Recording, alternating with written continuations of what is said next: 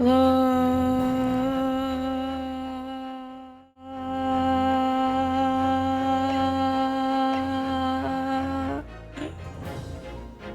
it's not as long as I can usually do it. I've gotten weak. Hello! I am back, and I am trying desperately to finish this case because I really want to consume fan content, but I'm scared of being spoiled, so I need to know. So we're back. I have something in my teeth, you know. In hindsight, I should probably have taken that out first, huh? Also, I wanted to mention, so like, before in last stream, I was like, oh, I have so many theories in my head, you know, but now my brain is empty. It's been empty, not because the theories have been answered, but because I'm so confused I can have no more theories. There's one thing, which is, I think last time I said it was like, I was confused, like, oh wait, Kazuma, why is Kazuma why is Kazuma coming to Britain? I'm not quite sure. I thought it was for revenge for his father's death because he was like wrongly executed or something like that, right? But after the last trial or last last episode part, whatever, right? Where Mikotoba was like, "Oh, we didn't tell Kazuma about how his dad died," right? So now it looks like, okay, that makes sense. So he wants to go to Britain in order to figure out find out what the truth is. It goes back to figuring out what the truth is. It's always that, right? So he doesn't really, I don't think he, like, I don't know. I don't know how it's gonna turn out. Like if his dad is actually innocent or he is actually guilty, you know? But what matters to Kazuma is figuring out once and for all what actually happened because Britain has been keeping it a secret for so long. No, every time I realize that my cape kind of looks like Vanzeke's, I like crumble a little bit inside. Oh yeah. Throw in a chalice. Is it here? That's not right. Where is it? Or is it not with this one? Maybe it's not with this one. It's with the other. I have to put it back in myself. Oh, too bad. I'm too lazy.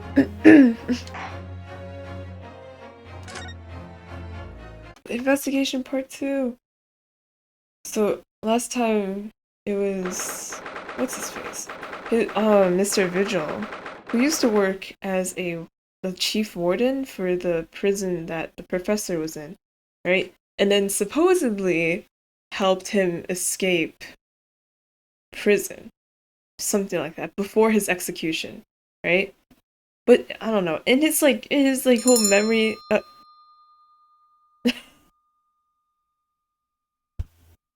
Should I go get the chalice? In his whole memory thing, um, oh my gosh, drinking while not on the job. That's unheard of.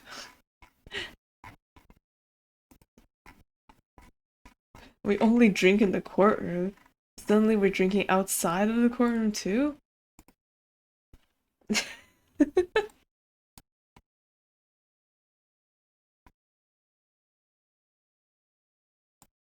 Oh my god, it's stuck.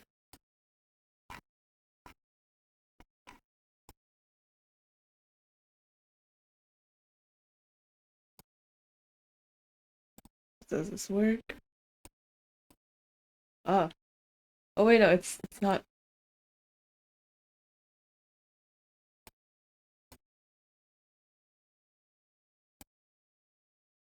Yeah.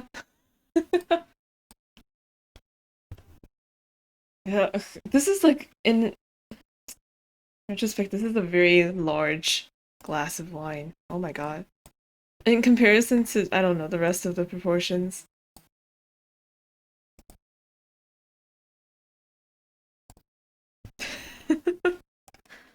Man, But it doesn't seem like the prison warden was like actually responsible.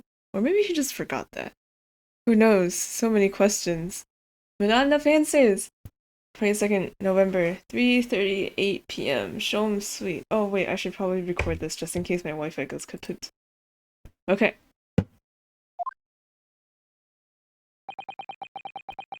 Still can't. I still can't quite believe what just happened. I know. I inquired with the bailiff after the court session was adjourned, and it seems Mr. Vigil was taken to the hospital to recover. Right. 10 years ago now, Mr. Vigil attempted to commit suicide by jumping out the window of the prisoner governor's office. But ever since then, he's completely blocked the memory of those events from his mind. Nobody knew his secret. It's a Nah, Vigil is this guy. He's the skinny guy. The beefcake is... I think his name was Caden or something. Nobody knew his secret, not his family, not even the man himself, but I forced it out into the open. Well, no, you didn't force it out into the open, you know, Cosmo did. Well, kind of. It was both of you. Was it wrong of me to do that? Did I overstep the mark, I wonder?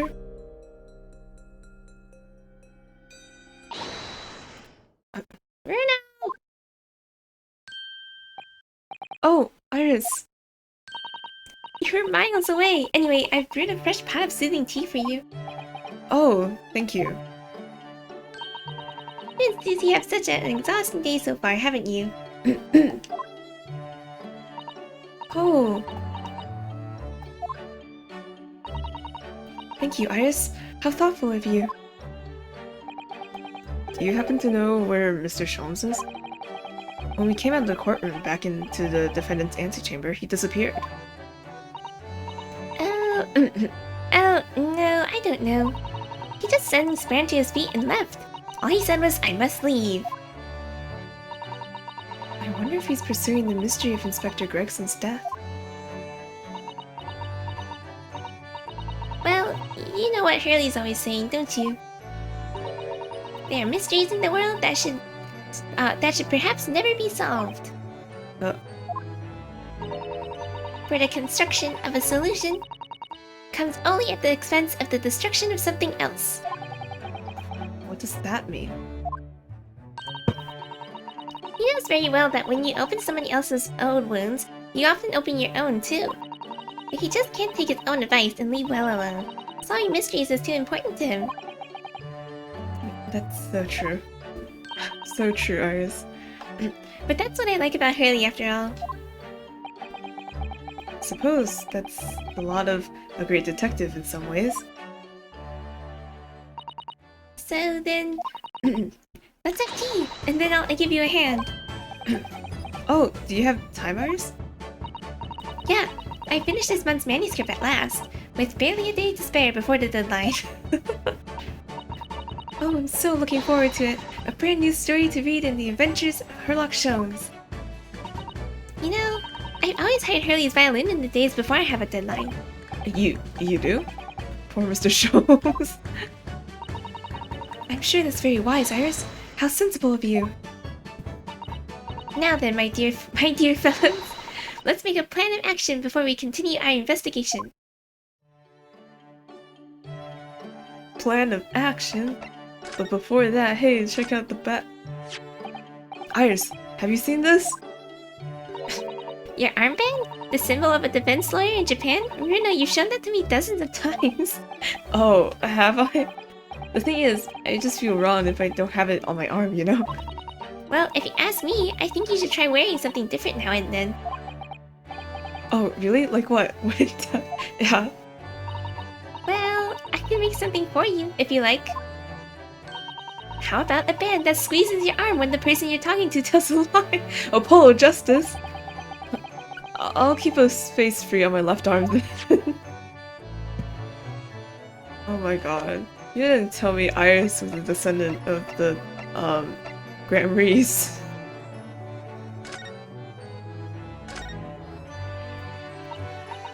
So, how did it go in court this morning? Well, we still don't know the truth about what really happened, but one thing's increasingly clear. Lord Vengence definitely didn't do it. Oh, goody! Yes, that's right. We managed to uncover several new facts as well. Oh, really? And there was another development too. Kazuma. Oh yeah, it is actually one of the things. So after the trilogy, there's Apollo Justice, right? So that's like the next Ace Attorney installment afterwards, and it doesn't focus on Phoenix Wright anymore. It focuses on Apollo, new defense lawyer, and he has a bracelet that can squeeze his arm when someone tells a lie. And then he stares really intensely at the person to find the twiddly twitch doodles tells. You know, like when people tell lies, there's a tell, right? Like they touch the back of their neck or they fiddle with their hands or something like that. So he like looks like extremely closely at the person to find the tell to see if they're lying. And then yeah, it's a very it's the public opinion, how I see it, is very mixed on Apollo Justice. I like Apollo Justice a lot. It's one of my favorites, but people are like, man, Apollo Justice just kind of ruined Ace Attorney too. So like it's very divided. It's a divided opinion. I like it though. I like the yeah. And I miss Apollo. There's another development too. Kazuma. Yeah. Turns out Kazuma wasn't the Mia of our game, but he's actually the Edgeworth. Yes, it's quite clear now that Kazuma-sama is not himself. The way he's acting, it's almost as if he's possessed. Possessed? I know, I mean, at the end of the proceedings earlier, he was like a bloodhound, the way he was chasing down Mr. Vigil's forgotten past. He's not normally so mercilessly persistent. He's caught the prosecutor bug. The moment it bites you, you turn into a giant jerk. What's going on in his head, I wonder? I really need to sit down with Kazuma and try to understand what he's going through. But where do we find him? Mr. Reaper's innocence. If Gregson was really murdered the day after his body was discovered, then Lord Vengence has to be innocent, you see? What? The day before? Well, that sounds easy. Oh, well, that should be easy enough to work out just by examining the corpse, surely. Yes, you would expect so, but curiously, no time of death was included in the autopsy report. That is curious. There are still unanswered questions about Lord Vengence, though, aren't there? Do you mean? I mean, what was he doing there on Fresno Street that day in the first place? Well, according to the man's testimony, he said he was investigating Inspector Gregson, didn't he? And it turns out that that little room was actually the inspector's secret office. Oh, that sounds like it has all the makings of a wonderfully devilish plot. But then, why was that notice board in there covered in all these blah, blah, blah, blah, blah. But then why was that notice board in there covered in all those particular papers? Papers about cases with a link to the Reaper. I'm starting to get a bad feeling about all this. Oh dear, that sounds more like a horribly devilish... We must start by looking into Inspector Gregson's movements of late. Oh, Gregson's movements! I never imagined I might have to be investigating an inspector's movements. Well, according to the entry in his diary, he was carrying out an incognito investigation of the Red-Headed League the day before his death. Oh, you mean he was doing the same as Hurley? Well, Mr. Sholmes was trying to apply, whereas the inspector was supposed to be investigating. I do wish it had been the other way around. Anyway, as it turns out, the inspector who went to investigate the Red-Headed League that day wasn't actually Gregson at all. It was Mr. Vigil. in possession of Gregson's identification. You know what that sounds like to me? Establishing an alibi. Oh my, yes, you're absolutely right, Iris. You're not Rice. But why would Gregson need an alibi? It would appear that Inspector had something to do that he wished to keep a secret. I don't believe it. I always thought he was just a harmless lover of fish and chips. Or perhaps they were seasoned with something a little more potent than salt and vinegar. You're absolutely right, my Nipponiese friend. Wow. He would. Also, what, Ryunosuke, are you saying that he might have been poisoned? I think perhaps we should try to move away from food analogies. Well, anyway, if Lord Vengence felt the need to investigate Gregson... Yes, I agree. We must try to find out what he knows. Okay. So we have to go to prison later. Vigil, you say? Isn't that the name of the lady who came to visit Haley yesterday? That's right. To ask Mr. Sholmes if he would help her to find her missing husband. Only Mr. Sholmes completely passed the buck to us. Actually, didn't you say that Mr. Vigil had been taken to the hospital? Do you know which one? Ah, it's St. Signers. Of course it's St. Signers. I'm starting to wonder if all the other hospitals in London have closed down. But that's amazing, Runa. You found the lady's husband already. Well, I suppose I have, by accident. And 10 years ago, while Mr. Vigil was the chief warder at the prison, he was responsible for overseeing the professor's incarceration. No! So, when the convict escaped, he was held responsible and immediately dismissed. Oh, okay. I thought the paper said he was helping him escape. So basically, when the professor escaped, they were like, "Damn, you didn't do your job correctly," and then they fired him. And he was like, "Oh my god, I don't want to be here anymore." Yep. Sometimes I don't want to grow up. There's more. For 10 years after that, while he was ostensibly working as a peddler, he also had another secret job. He was paid by Gregson to be his stand-in, to impersonate the inspector. To impersonate Grexy? But why? I have absolutely no idea. Ginny was right. I'm starting to think all adults are up to no good now. Oh no! Including you, Rena. What? I haven't paid anyone to impersonate me. That means he has ties to the professor and to Inspector Gregson, though. So I do think we ought to pay a visit to Mr. Vigil, don't you? Back to St. Signers, then.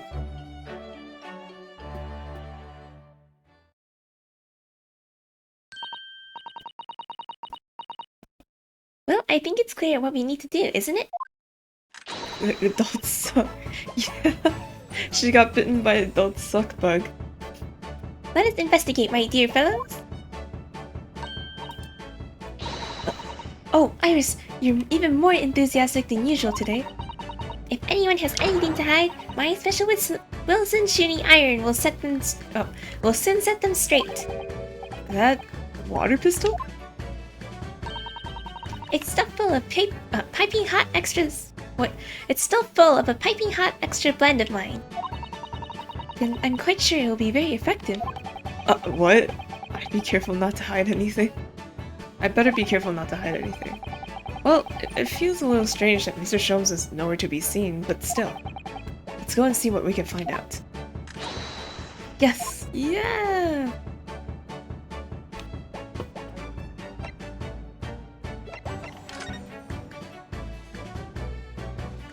Oh. This is Mr. Sholmes' famous violin. The one he found being sold for a song at a pawnbrokery. What is it called? A shoddy something? Oh yes, this wonderful instrument features in The Adventures of Sherlock Sholmes. It's a world-famous Stradivarius. What? Stradivarius, Mr. Naruhodo. Strategy. Are you even trying now? We'll come back to this another time, I think. Oh my god. What? Why do you guys get so funny? Oh. Lord Chief Justice's office. Okay, I guess we'll go there. Oh, are we trying to find Kazuma? Ah.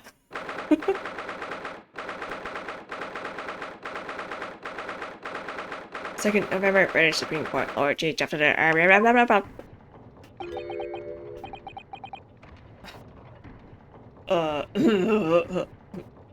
No argument, prosecutor, I meant prosecutor Asuki. You will continue the trial exactly as I instructed. Is that clear? Perfectly. Okay. So that's what Susato meant by being possessed, right? he's just basically Lord Strongheart's like robot minion right now. It's Kazuma-sama. Defying Lord Strongheart by the sound of it. He never did know when to back down.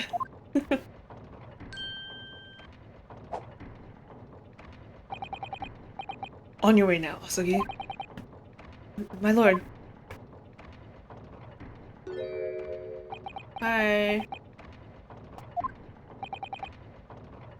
Kazuma.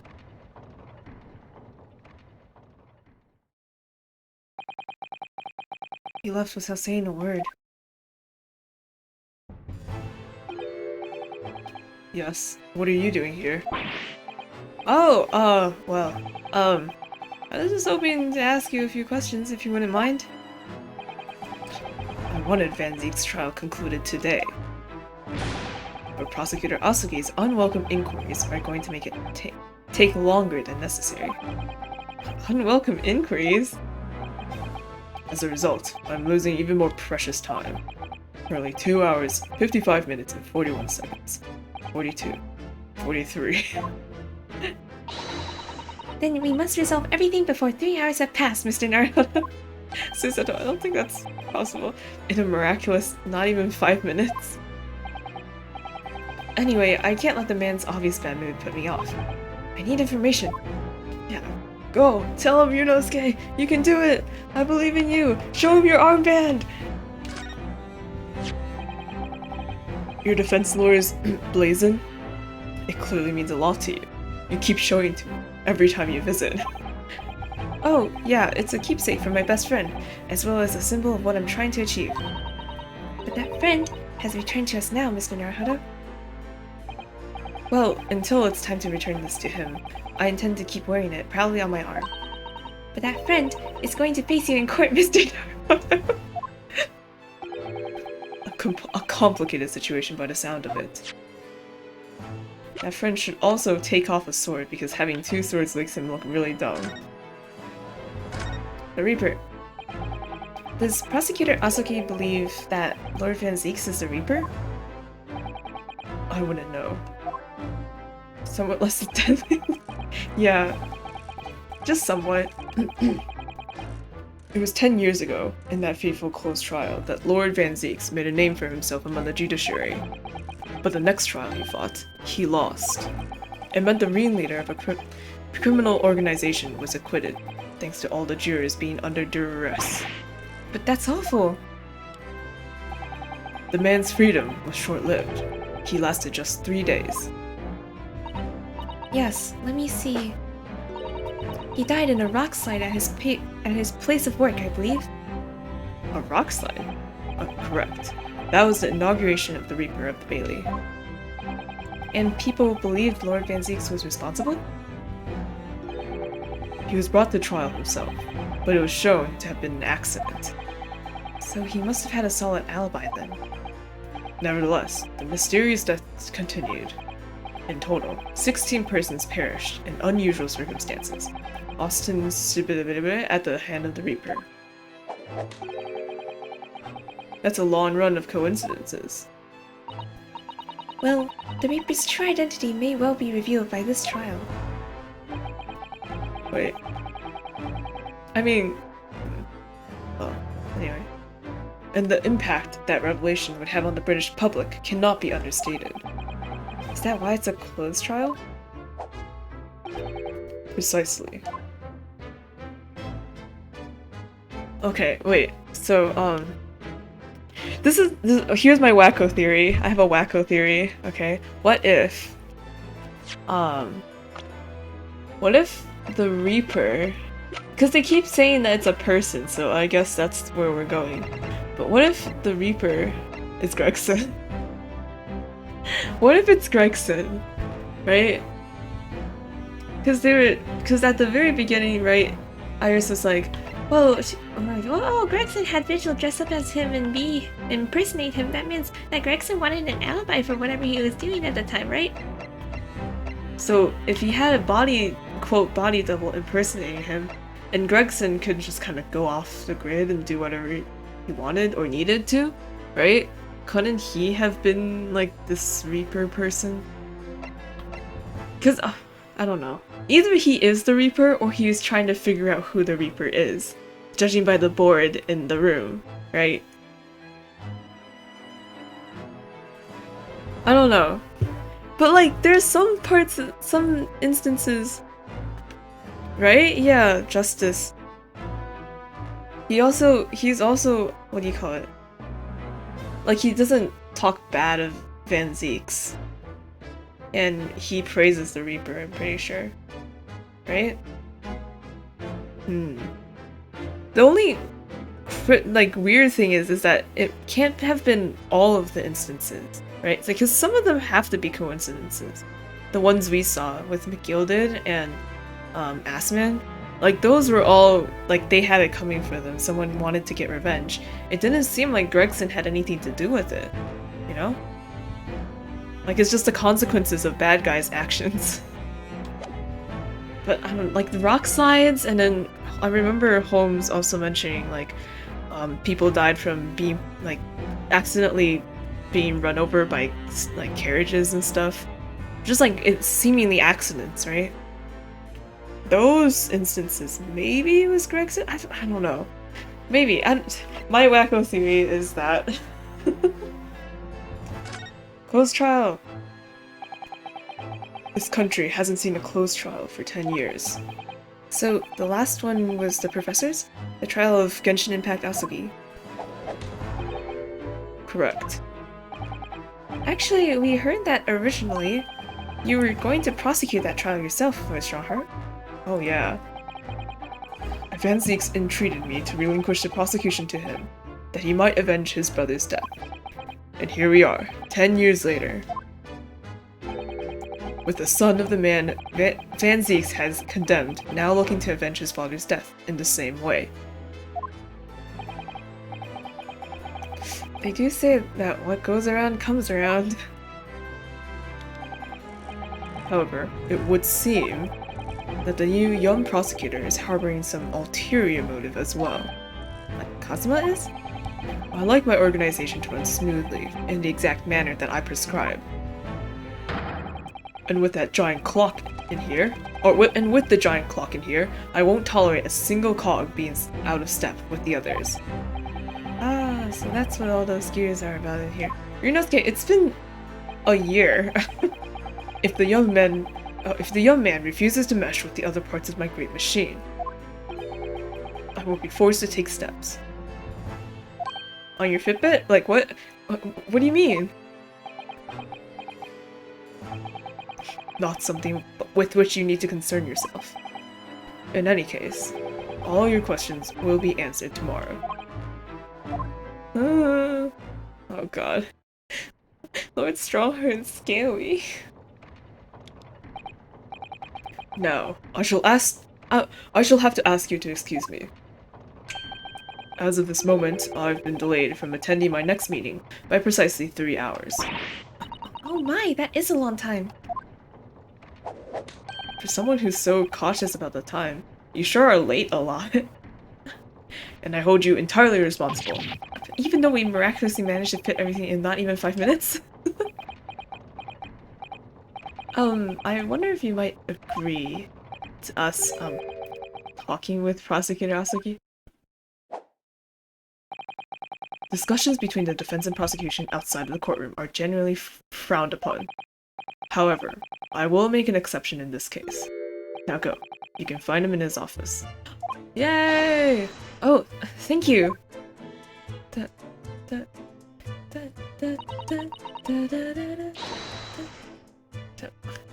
Let's go see him at once, Mr. Naruhodo. Yes, we can talk to Kazuma. Kazuma is my best friend in the world, but I'm really not at all sure I know how to talk to him at the moment.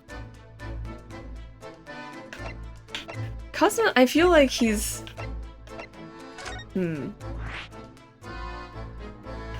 Like he's stuck between... Like he's stuck in a hard place, basically. You know? Is he even here? Like he's trying- he has to obey Lord Strongheart, but he also has other things he's gotta do. Oh hey, it's Clint. Right?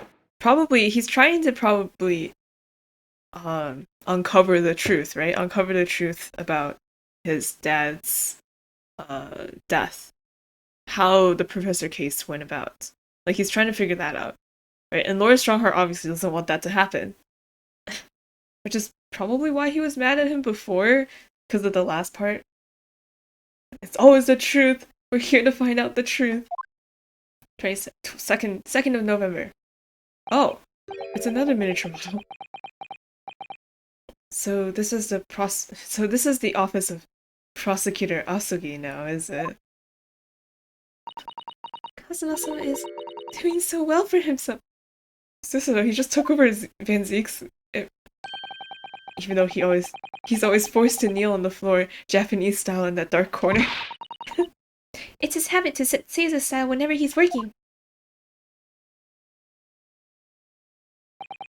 Well, looks like our journey here was wasted. The prosecutor appears to be out. Oh, okay. Just kidding. Perhaps we should discuss things with another prosecutor we know first. Okay, so we gotta go somewhere else first. But what's this? What's this? Let's see. What have we here? Mr. Naruhodo, it would be very underhand to glean information from Kazuma-sama's office when he's absent. Huh? We should wait until he's here before we start nosing around. Oh, of course, yes. She doesn't take any nonsense when it comes to Kazuma, does she? Well, okay. Sure. Fine. I'm guessing that goes for everything, yeah. But the fact that this miniature model was built after Vengence was arrested, right? Means that the miniature model built was done by Kazuma. So it's not Vengence that plays with dolls, it's Kazuma. I see.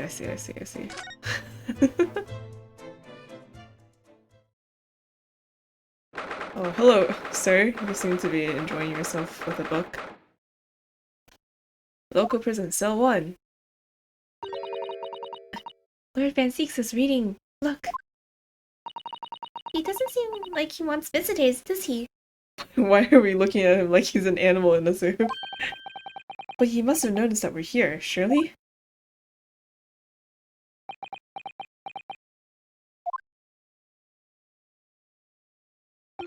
Hi. What do you Nipponese want? No way to greet a lawyer who's trying his hardest to prove your innocence, is it? Perhaps not. Hmm? I apologize. So, what can I do for you, Mr. Naruhodo? Lord Vengence, speaking earnestly, using your name. The fog will lift over London for the first time in months tomorrow. This does feel very, very strange. I must say, I was impressed. Oh, well, thank you. Not by you, by your fellow Nipponese, your prosecutor friend. Oh, I see. Yes. Oh man. It's sardonic, don't you think? For a man such as me, so loathing of the Nipponese, to be entirely at mercy to the two of you. See, that's what I said. I suppose It's retribution for having played the part of the Reaper all these years. Played the part?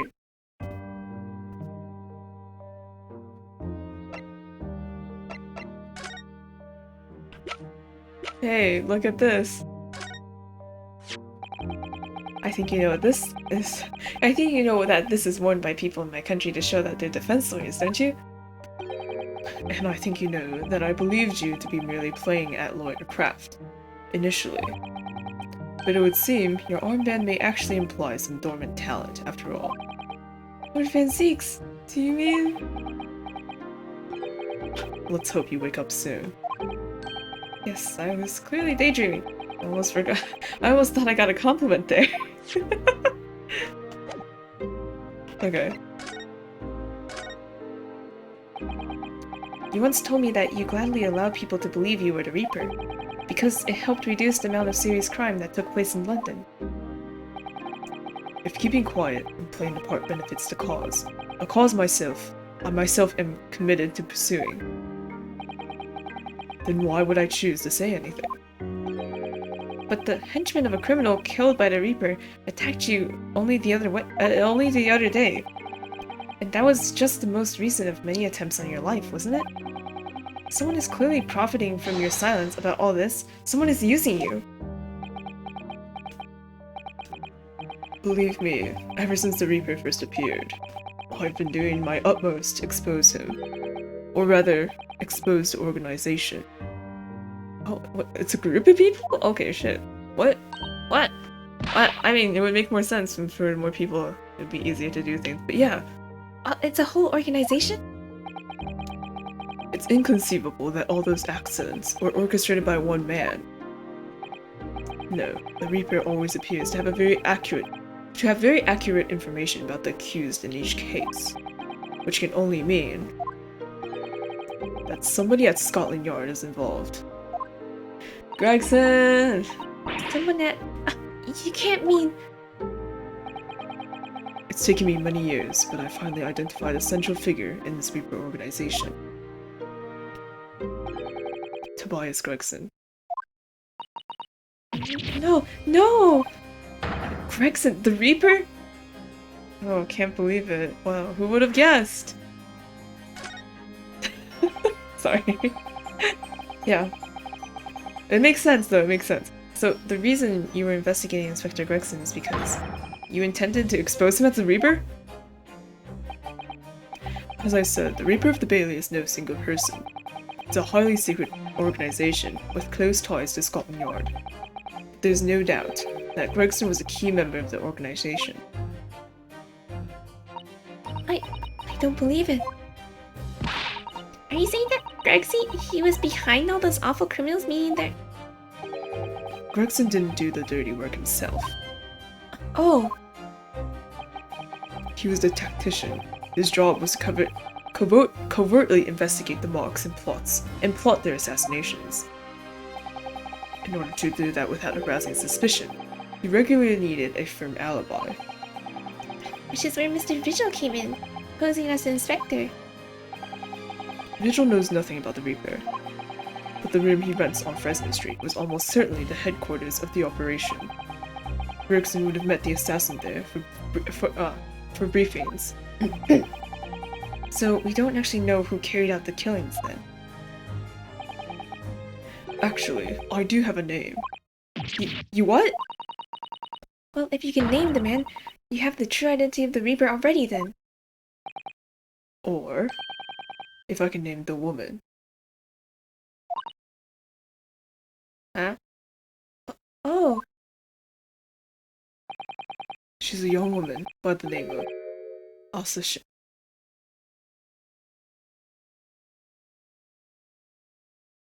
Giselle Brett?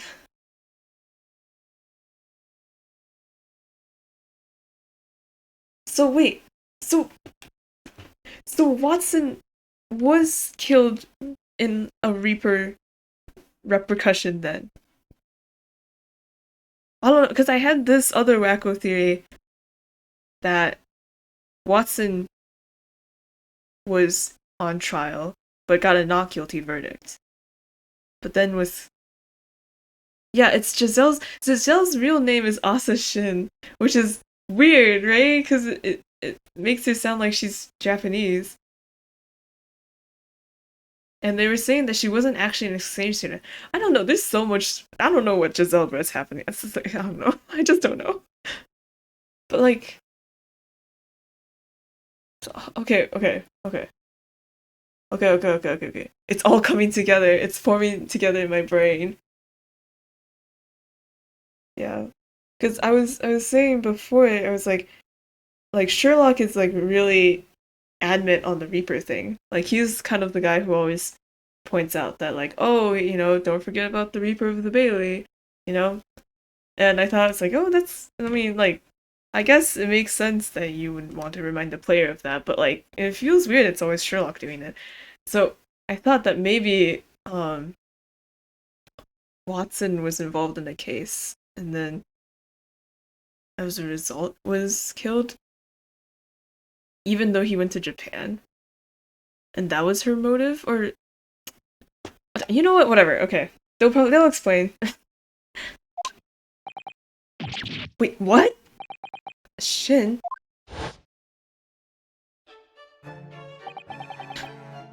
Miss Asa Shin. Wait, Asa Shin assassin? Is that the pun? Assassin? What? The true name of a terrifying killer I know only too well. Yeah. Wow, we figured it out at the same time.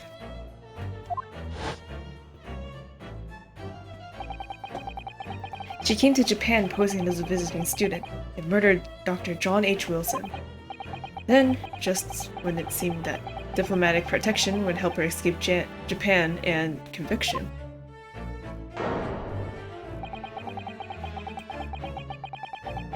The mysterious woman was herself murdered in a small summer beach hut. Yeah. And like in this picture of her dead, she's like smiling or some shit. God, she's so scary. And that woman was actually the Reaper of the Bailey?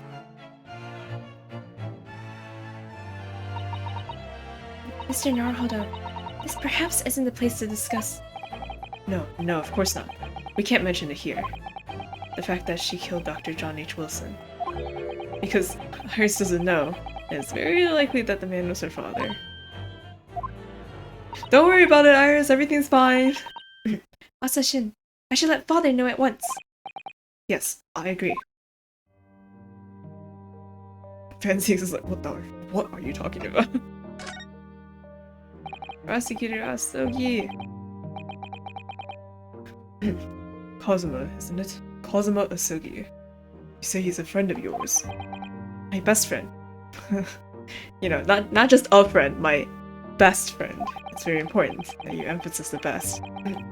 He's the whole reason I got to come to Britain. It was all on his merits. I have nothing but respect for him. Yes, I understand that only the very best students are selected for such opportunities. No, I had a fine demonstration of how sharp he is in the proceedings earlier today. He missed nothing. In fact, his flawless performance very much reminded me of his father. Genshin Impact Asogi, the professor. It's true that this aristocracy at the time was the root of numerous grave societal problems. They were abusing their power, playing with the common man as pawns in politics, in economics, in war. In many ways, Asogi was carving out a canker from society that we British couldn't deal with ourselves. Ah, I see. But that's precisely why it makes no sense. Clint Van Zieks was a noble and upstanding man. He wasn't corrupt. Why did that damn Nipponese have to go and take my brother's life? In spite of having once saved mine. He saved your life? How did that happen? Saving your life. It was 10 years ago, on a foggy night. What was to be the professor's final strike had sent a wave of panic through the capital. So, Clint Van Zieks had already been killed at this point then. Genshin and I were walking down Genshin and I were walking down some back streets at a late hour. Of course, at that point, I had no idea of the true nature of the man at my side. All of a sudden... Don't make a peep, you're coming with us! Oh, what? We were surrounded. All of our assailants were armed with pistols, their faces obscured by scars. Clint was not only from noble heritage, he was a brilliant prosecutor as well. The scum of London hated the sight of him, and they had no sympathy for his younger brother either. I've been targeted several times before already. Yeah, it's Vengence, alright, we got him. I could hear them murmuring amongst themselves. I knew they were after me. But just when I thought my time has come. If I let them kill you, Clint would never forgive me.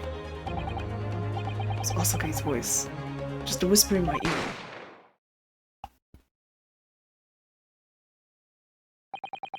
After that, well, I don't remember exactly what happened. The next thing I knew, there was silence all around. Genshin lay on the cobbled street. Blood was seeping from his left hand. He shielded me.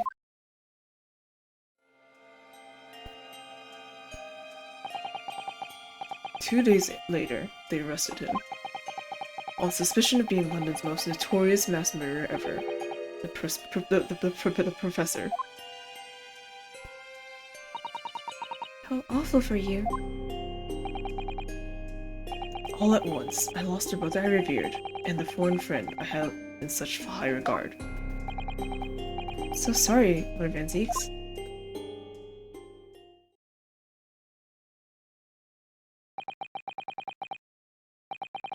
That's the end of my miserable tale. I never thought I'd recount it to anyone. Well, thank you for confiding in me. The Professor, the Reaper, and Inspector Gregson. I wonder just how intimately related they all are. Still can't quite believe that Gregson was essentially the Reaper, giving assassination orders to Giselle Brett. Mr. Naruhodo, let's go and inform my father. I'm sure our government will want to hear about this new information. Oh, that means I get to meet your daddy, Susie? Hooray! No, Iris, you have to stay here. Yes, alright. Let's head back to the Great Waterloo Hotel then.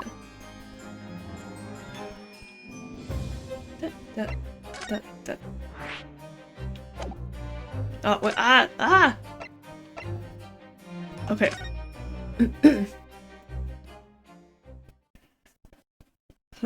Professor Mikotoba! What's happening? Great Waterloo Hotel foyer. I thought it yesterday, and I think it'll get again today. This place is so princely. It's a wild guess, but I have a feeling you think the same tomorrow too. My tea has a finer fragrance than whatever they're serving in the tea room here, though. Wouldn't you say? Oh, I need a drink of water. Or a drink of wine.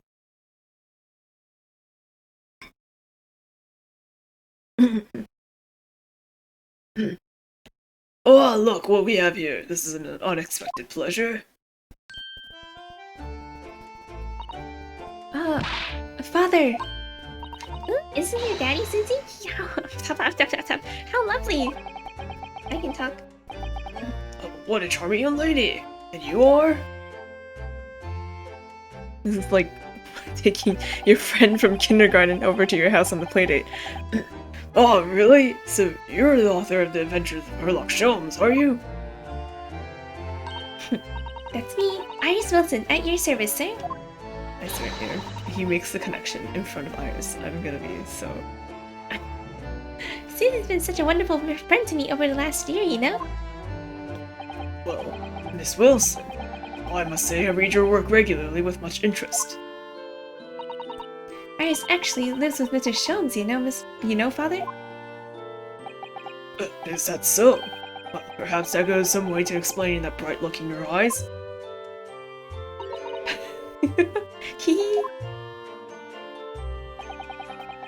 You wouldn't be smiling so airily if you knew just how bright she is, believe me. As well as her age. Now then, young Naruhodo, it was a pleasure seeing you in action earlier. As an invitee of the symposium, I was allowed to observe from the gallery, after I twisted some arms. And I must say, it was a truly exemplary performance. Oh, well, thank you very much. Although I'm fairly sure you admitted by Cosmo at the end there. No! He's back to all the comparisons. No, please don't understand. It was you who impressed me. Really? You didn't miss a step against Asagi. And we all know how capable he is. Really, to have matured into such a fine defense lawyer in less than a year is quite extraordinary. And it's very kind of you to say so. And really nice to hear. Aw. When I saw him in court today, confirmed what I've been hoping for. The favor I mentioned yesterday, Naruhodo. Well, I trust you haven't forgotten. You never told me. Oh, no, you did mention something, didn't you? Wait, did you tell me? But first, we have something to report, Father. Of course. Shall we take two while we discuss matters further? I wonder where Judge Shikoku has got to. I hope he doesn't come in because I can't do his voice well. Hey, look at my badge! Look at this, Professor Mikotomo! Ah, Kazuma's armband. He was wearing that when he left for Great Britain. Curious, it doesn't strike me at all odd to see you wearing it. It rather suits you. Oh. Are you intending to return it to him? Well, yeah, I mean, it has his name on it. But he's not really a defense attorney anymore. Now that we've found out he's alive, it doesn't make sense for me to keep it. Well, if you ask me, I think Cosmo would be delighted to see you wearing it. Well, I'd feel honored if that was true. Aw. About the Reaper. Father, do you know about the so-called Reaper of the Bailey? I've heard rumors. Some members of the judiciary explained it all to me yesterday. Of course, when I was a visiting student here in London, the Reaper was yet to emerge. Right, he didn't appear until after that case, when the visiting students had already returned home. Lord Van Zieks, who was in the dock today. That was Barak, the younger brother of Clint Van Zieks, I believe. That's right. He's known throughout London as the Reaper, as you've heard. But the truth is, it wasn't him behind all those mysterious deaths. It was somebody else. Oh, I see. So, what you're saying is, there's been a professional killer at work here. Exactly.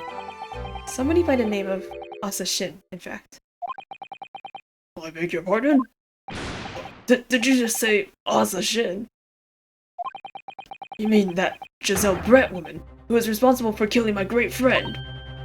Oh no! A friend of yours is killed? Don't say his name, don't say his name, don't say his name, don't say his name. Professor Mikotoba, I think perhaps we shouldn't discuss this right now. Because the friend that the professor is talking about is Dr. John H. Wilson. And that's not something we want Iris to find out about. And not like this, anyway. Oh man. But then when is she gonna find out? In trial? Wouldn't that be worse? I don't know. Maybe Sherlock has something planned. Ah! I've just remembered something! Biscuits! This hotel has the most delicious looking biscuits! That was rather out of the blue. But she's doing this deliberately. I think I'll go and see if I can purchase some. I wonder, would you like to come too, Iris? The truth always comes out with Naruhodo's on this scene. Oh yes, you just trying to leave me behind. Susato, you're so good at this. Alright, cool. Distracted her. So, that young girl is called Iris Wilson, is she? Yes, that's right. And she's the author of all those adventure stories starring the great Detective Sholmes. But the name of the credited author isn't Iris, is it? is Dr. John H. Wilson. Yes, I know. That's the name of her father, you see? Her father? Dr. John H. Wilson. I was deeply indebted to the man for all the kindness he showed me during my time in London. That's why I was keen to reciprocate and invite him to Imperial Yume University 4 years ago. But he was murdered last year by Giselle Brett. Why? Why would the Hand of the Reaper stretch all the way to Japan? Iris knows nothing about that case, but it seems very likely that the victim, Dr. Wilson, was her father. Well, I can't say that we ever spoke about his family, so I don't know if he had a daughter or not. But I think I can say with some certainty that he was never the great detective's partner. What? He was never the great detective's partner? So it could have been another Dr. Wilson, you think? Well, John and Wilson are both common names after all. Yeah, that's true, but seriously? There's someone out there with the same Dr. John H. Wilson name? What? With the H too? Still, it's probably best not to mention this to the young lady until we can be sure. Yeah, it does seem like a massive coincidence. That's what we thought, yeah. We're back with cinnamon biscuits. Oh, they smell delicious, Iris. I think cinnamon will go very well with the tea they serve here. Don't you, Susie? Yes, I'm sure you're right, Iris. Okay. I haven't seen Judge Shikoku for a while, have you? Guilty! That guilty is still ringing in my ears. No, now that you mention it, I haven't seen him since this morning either. Well, I suppose since the symposium's opening was postponed, he'll have to go explore at the Great Exhibition. The Great Exhibition is still going on? I thought it ended. That reminds me of something you mentioned yesterday. About Judge Shikoku having once been in the dock himself? Oh yes, it was all tied up with that accursed trial. The closed trial of Cosmo's father. Seijiro was trying to mitigate Genshin's guilt, so he took the stand to testify. He got a little carried away, and actually managed to break the witness stand. Oh! Holy shit, this guy's diesel as fuck. What? He broke the witness stand? Oh my! He also said some contemptuous words about the British Empire, for which he was charged. oh dear. Although it's worryingly easy to imagine him doing that. Oh, it was alright in the end. He was acquitted and was returned home, and we returned home to Japan together. Thank goodness. I don't think he hid because he wasn't a judge then, right? I don't know. Oh yes, talking of Seishiro. I have a copy of the photograph we all took together here yesterday. Please. Oh yay! Oh, what a lovely picture. It certainly seems to shout, we've arrived in Britain! Hooray! It's in our inventory for some reason. None of us had any idea what was coming when we took that, did we? No, that's so true.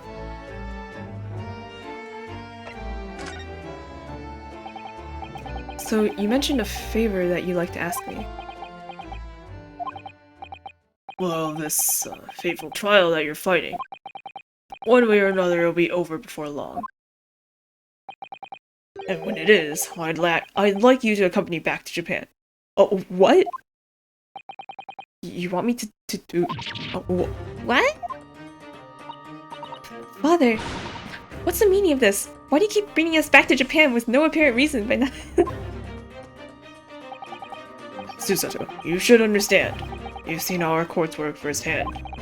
Japan's judicial system is in its infancy, especially when it comes to defense. Oh, you mean... The Supreme Court of Judicature is in desperate need of a good defense lawyer. As soon as possible. Really quite urgently, in fact. But I'm not even... I've not even been in London a year yet. I've read all of Suzuto's reports. I'm well aware of your extraordinary talents. And having seen you in action with my own eyes earlier today, there's no question. You, Naruhodo, are precisely the man our country needs. Damn, no pressure. So, you be leaving then, Runo? But then, what am I supposed to do, Father?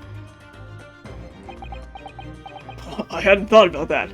To be honest, I forgot about you, Suzuto. No. You came here to serve as Asagi's judicial assistant. Oh yeah, she's supposed to be Cosmo's assistant. Our government is still in the process of deciding how best to deal with this situation, though. He feels kind of out of reach of the Japanese government right now, though. You've always chosen your own path, Suzuto. And I trust your judgment. In this matter also. Father... Please, a pair of you. Don't look so downcast. It's merely suggesting, you understand? Well, I hope if I'm honest. But I won't force you. Oh. All I ask is that you consider it, and come to a decision by the time this trial concludes. Oh boy. Oh boy. Yes, alright. You won't leave, will you, Runo? I don't want to leave. The thought hadn't even crossed my mind. Up until now, I've just been trying to do what I believe to be Cosmo's will. But it turns out that he's still alive, so... where does that leave me? Oh... Well, if you'll excuse me now. I need to telegram government ministers and the Japan police about this information. Oh, I can't talk. I need to telegram government ministers and the Japan police with this information about Asashin. Of course, Father. Thank you. Well, I look forward to next month's installment, Miss Wilson. Oh, good. And please, do come to Baker Street sometime, won't you? We'd love to entertain you. Entertain? Well, I would be delighted. Best of luck for tomorrow, Naruhodo. And... give my suggestion your full consideration, won't you? Yes, I will. Going back home? Man, this sucks. No idea.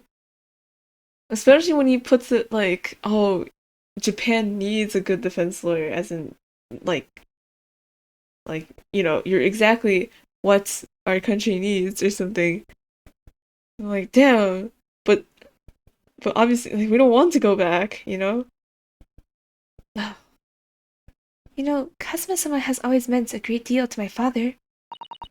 I'm sure he loved the chance to meet with him and talk to him about all this. Yeah, no doubt.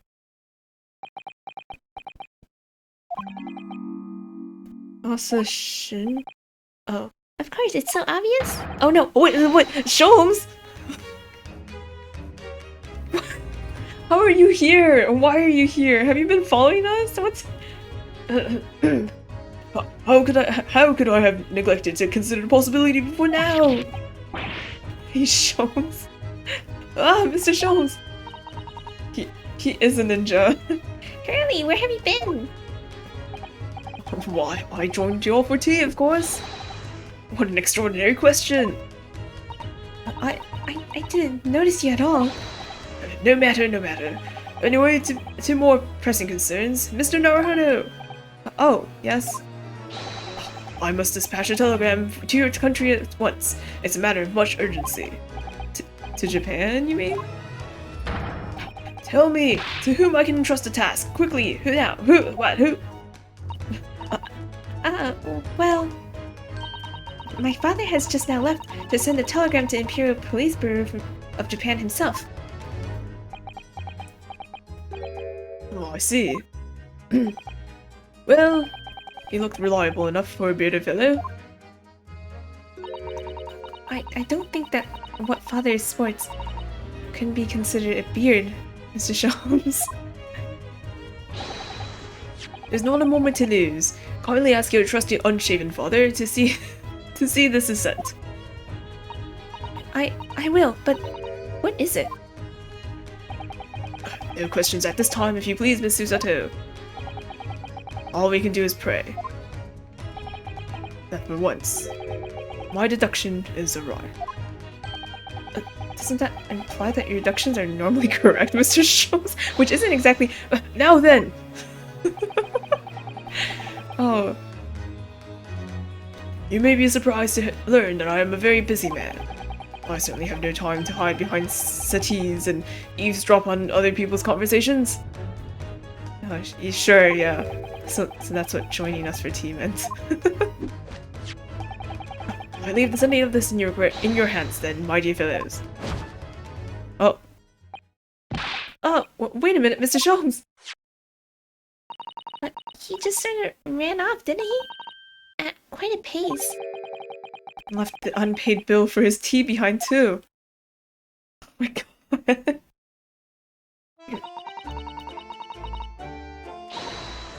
Do we not get to read it? No, we don't get to read it! I want to know what it says! Susato, hand it to me! I must catch up with father at the telegraph office at once. And I'll run and call us a cab. Straight away! Wow. And then there was me thinking everyone would be clamoring to pay Mr. Sholmes' bill. Oh, no! Ryunosuke, your stipend! Okay. So then Sholmes knows Asashin. Oh boy, oh boy. In some ways, this place seems to rather sort Lord Van Zieg's. Oh dear, did I say that out loud? Susato.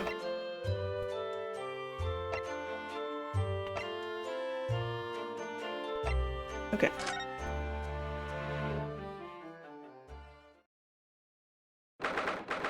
Second of November, St. Signers Hospital, Ward 3. This is the ward where Mr. Vigil was brought, apparently. To be frank, I'm a little worried about seeing him again. The lawyer. Hello again. Are you feeling better now, Mr. Vigil? Yes, thank you. Somewhat better. I'm so sorry to have caused you to... I mean, it was because of me.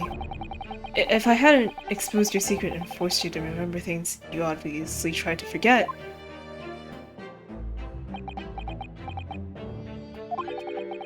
The prosecutor was here until a few moments ago too. You just missed him. Oh! Cosmo beat us to it. He said much the same as you. He was very apologetic. The truth is, I brought all this upon myself. Please, don't think like that. Keeping it from Evie, my wife, all these years, I've carried such a sense of guilt. But that's not the worst of it. Over time, I obviously came to deceive myself as well. You mean about your dismissal? Looking back now, I'm beginning to think that perhaps Inspector Gregson didn't stumble across me by accident at all. I mean, he compensated me so generously for acting as a stand-in. He was clearly concerned for my well-being and doing what he could to help. So perhaps Gregson knew exactly what had become of Mr. Vigil all along then. I'm sure this is just desserts for 10 years of lies and deception, but it wasn't me that helped the professor escape 10 years ago. It wasn't me. I swear it. I swear it's true. Oh, Mr. Vigil.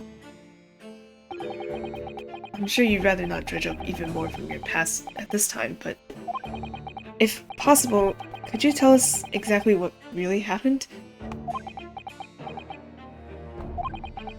I want to. I need to get all this off my chest. I just want someone to tell me that what I should have done.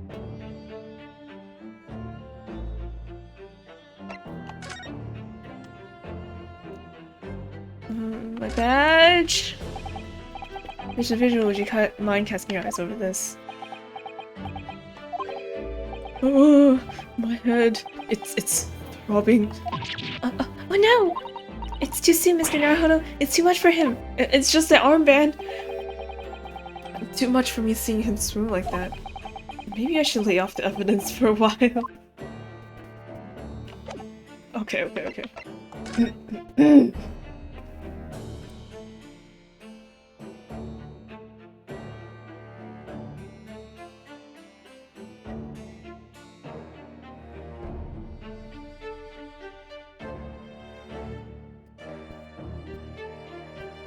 Sorry, I had to cough. My throat, my voice is not...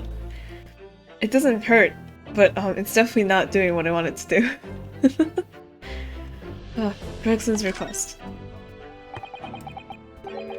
Inspector Gregson was obviously engaged in a special operation of some sort. He was investigating something that even Scotland Yard couldn't know about. Details of the Reaper's marks, yeah. It was when he had to carry out those investigations that I would take his identification and impersonate him. You'd pretend to be the inspector and carry out investigations on his behalf? Oh no, never! A common street peddler couldn't possibly carry out a proper police investigation. All I would do is go to the specified location, make a little hoo-ha. Just something to leave an impression, so everyone there would think a detective called Gregson was here. So, that's what you were doing on the day prior to the incident? Yes. He asked me to make an appearance at the park on Lime Street for the Red-Headed League event. So, as usual, I flashed the inspector's identification around and was very vocal about my presence. But you were never taken prisoner. But then you were taken prisoner by those red-headed fraudsters. Yes. So, you would always make a point of showing Gregson's identification and generally being loud? That's what the inspector asked me to do, yes. Well, that's one way of becoming a legendary detective, I suppose. Not a good one, though. And as you know, I suffered this bruising around my neck at their hands. But the following day, they kept their word and released me. Without returning the inspector's identification to you, however. We had arranged to meet in the Fresno Street room at 5 that day so I could report back to the inspector. But at the agreed time, that's when I heard the gunshot. Oh. It was at midnight on the 17th of June 10 years ago. That was the time scheduled for the execution. But the professor's execution never actually took place, did it? Or rather, the execution itself must have been used to effect the plan of escape. I hardly dare to imagine what a chilling plan it was. Barclay was renowned for being the highest security prison in the country. Everything that went in or out of the place was searched multiple times. But there is one notable exception, or rather, one notable loophole, something that was never questioned.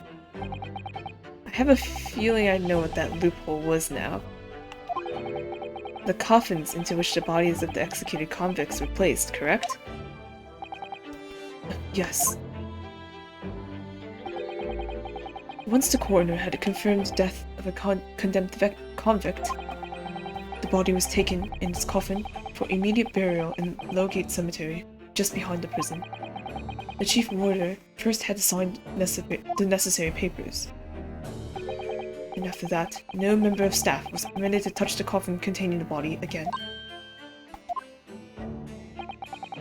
When executions took place, only the executioner and the coroner were permitted inside the chamber, while we wait in the adjacent room for word that the condemned convict was dead. Oh. On that occasion, once I had the confirmation, I went into the mortuary to find a lone coffin, as usual. The procedure was that I would sign the paperwork having checked the coffin, then nail it shut. But for some reason that day, the coffin was already nailed shut. No. I didn't think anything of it at the time. I assumed that my deputy must have checked the coffin and nailed it shut before I arrived. So, you mean the coffin contained... Yes, I can only imagine that Asagi, having escaped his execution somehow, was alive inside the coffin. The coffin was then taken out through the main gates and deposited in Lowgate Cemetery. Presumably there wouldn't have... what? There wouldn't have been enough air inside to breathe for long. So, in the early hours following the burial, someone dug up the coffin again to set Genshin Impact free. But in the end, he was fatally shot in the graveyard anyway. What on earth really happened in Lowgate Cemetery that night, I wonder? I'm afraid I really don't know. All I can say with certainty are two things. Asagi couldn't possibly have escaped that way without help from someone working in the prison. And that somebody was not me. Okay. He said it was nailed shut though. How would he get out of the coffin? Like, someone can dig up the thing, but someone would have to remove the top, right? Because he couldn't have gotten out just by himself, right? Obviously, you knew the man then. The professor, I mean. Genshin Impact Asagi. Yes, I remember him well, in fact. Would you mind telling us what you know? Well, having been condemned to death as he was, any contact I had with the man was short, obviously. After that trial, which was carried out behind closed doors, attended only by elite members of the judiciary, they called for his execution to be carried out at the earliest possible opportunity. The outcome of the trial was set from the beginning, wasn't it? It was a time of delicate diplomacy, when Britain and Japan were in the process of signing an important treaty. That meant that this potentially destabilizing case had to be dealt with swiftly and discreetly. The man had less than a week in total. As I was the chief warder, I oversaw his short stay in the cells until his final hour. I remember being struck deeply by his noble character and incredible resilience. What do you mean exactly? He was a killer of many men, but he was always quite quiet and polite. He was a gentleman and a man of intellect. In fact, I couldn't bring myself to believe what he'd done, so I asked him one day. Oh. Those 5 members of the aristocracy whose lives were taken, were you really responsible? I'm guilty of the unforgivable crime of ending another human's life, yes.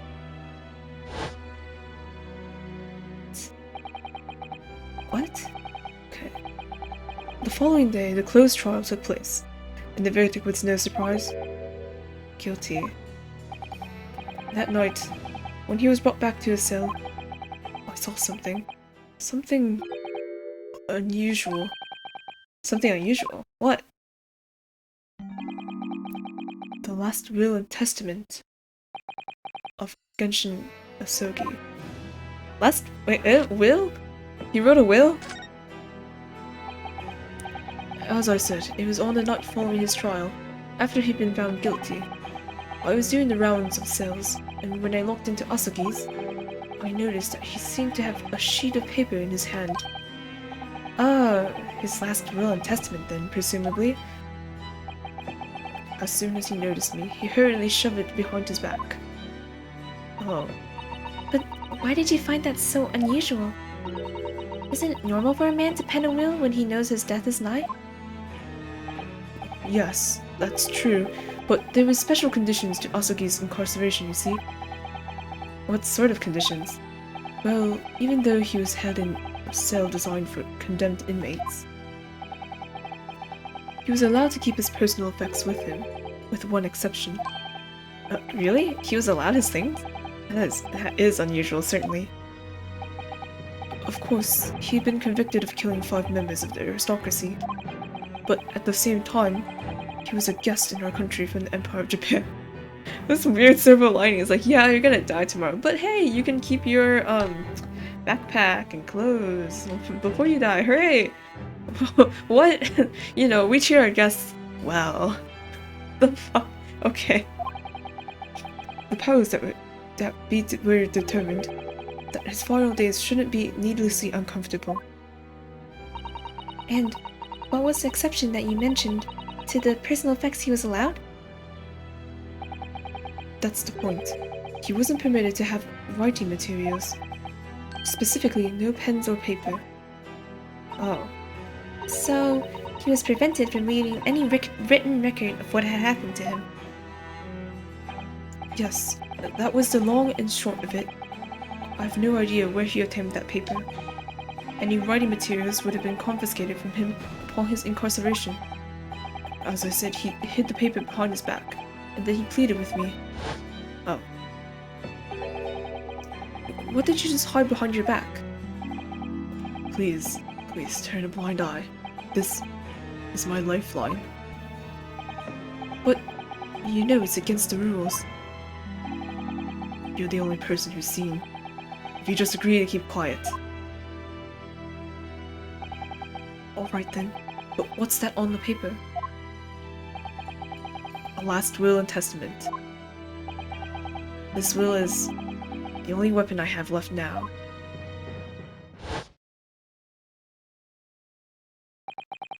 How can a will be a weapon?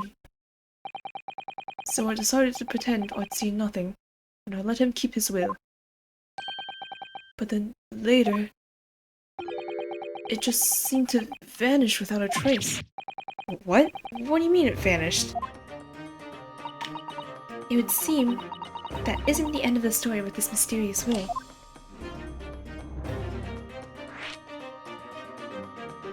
Hang on, my headphone. So, the way this is shaping up to be, maybe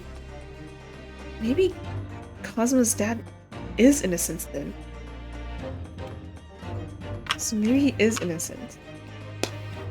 And it was just like Ryunosuke Naruhodo's first trial gone wrong.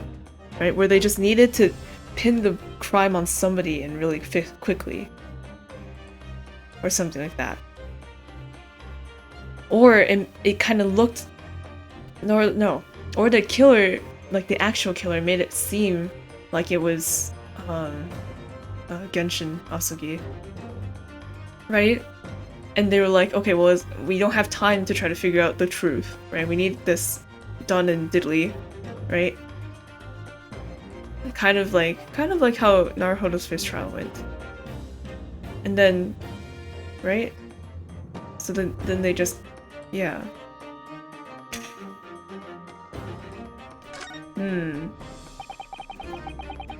I was the only person who saw Asugi's will, but somehow it disappeared.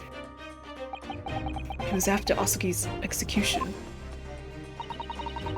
Which was actually an elaborate jailbreak. The warders gathered up Asugi's possessions that were in his cell. They were all to be sent back to his family home in Japan, you see? The poor Kazuma-sama. And you're saying that it wasn't anywhere to be found among his personal effects? The will, I mean. That's right. Though I didn't search through them myself.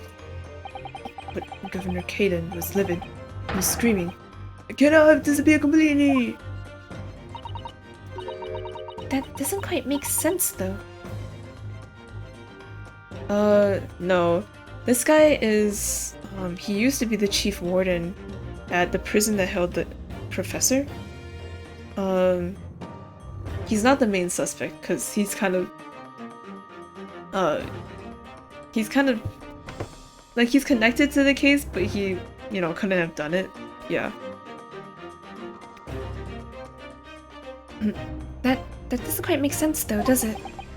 In what way? Well, We'd understood that only Mr. Vigil was aware of the will's existence. Yeah, how did Kaden? In which case, how did the prison governor know to look for it? Oh yeah, you're right. I really don't know how he knew. But it certainly seemed as though he knew of the will's existence from the outset. Only he didn't refer to it as a will. What he said was the Asogi papers. The Asogi papers? The Asogi papers? Totally random jury. There's no jury because it's a closed court. I really can't tell you anything of the subsequent events. Because, well, of what happened. Your dismissal and the way you blocked it all out from your memory. I'd forgotten all this until today. I don't suppose it's relevant to the case, though. Well, anyway, thank you very much for sharing it with us, Mr. Vigil. We're very grateful. Yeah, there's no jury, because the public is not allowed to know about what happens in this courtroom. Kind of. I'm afraid there's really little more I can tell you. My wife Evie will be here shortly, so I do hope I don't appear rude, but... no, not at all. Thank you again. But what will become of you now? Well, impersonating a police officer is a criminal offense. Of course. I imagine that once I'm fully recovered, I shall be arrested. I'm so sorry. Don't be, please. It was all my own doing. I always knew that this day would come. Well, I wish you well. Goodbye, Mr. Vigil. Whoa! Before you go, there's just one more thing. That scared me, but... oh, yes? What is it? The Asogi papers. Huh? I'd be very grateful if you made no mention of the things I told you about then. Presumably for some good reason. It's my understanding that their very existence is a closely guarded secret.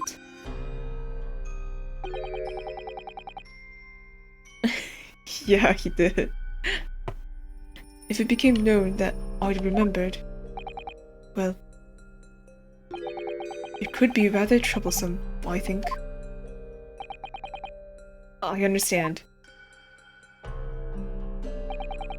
Some sort of will that Genshin Asogi penned just before his death, which the man himself claimed was his last weapon. I wonder, perhaps it had something to do with his plan to escape. If there's anyone who might know more about a document that Kazuma's father left behind, It would be Mr. Vigil's governor. Then we know precisely where we must go. Back to Barclay Prison. Oh. Are you okay, Mr. Vigil? You want a hug, Vigil? Well, at least he seems to be on the mend. You know, his disguise as Mr. Gossip was actually quite masterful, wasn't it? I can't remember anything about it except for the floppy lip. I imagine not even his wife would have recognized him. Perhaps.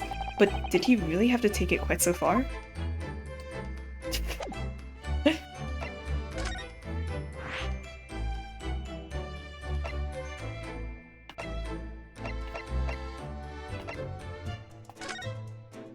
Okay, I'm gonna go to the bathroom for a quick sec.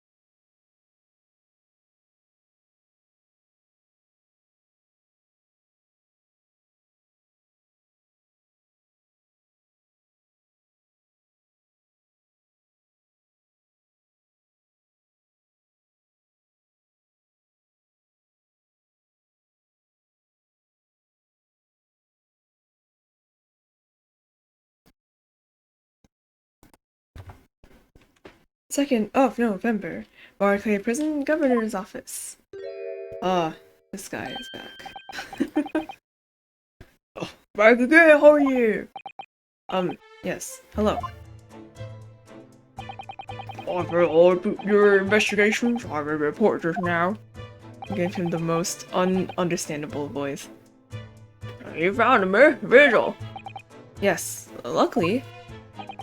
Well, anywho, Lady doesn't work here no more, so it has nothing to do with Barclay. I would like you to get your wrong idea about that. Of course, yes. Mr. Vigil stopped working here 10 years ago now, so... Yes, we've seen his dismissal notice, haven't we? He was given the chop. Iris, please. Oi, Kimmer! You can very well, so how about a wee handcuff biscuit? Oh, they really are like little handcuffs, and hard as irons too. Oh god. So, what brought you do here today? Well, there's something else we'd like to ask you about, actually. Is that so? We believe there might have been a document that disappeared from Genshin Asugi's cell. I believe it's called the Asugi Papers or something. I like how Vigil was like, hey, you can't tell this to anybody, this is the government secret. Ryunosuke's like, okay, now let's go to the prison governor and tell him exactly what we just heard. It's like, oh my god, you weren't supposed to do that. I think it's called the Asugi Papers or something.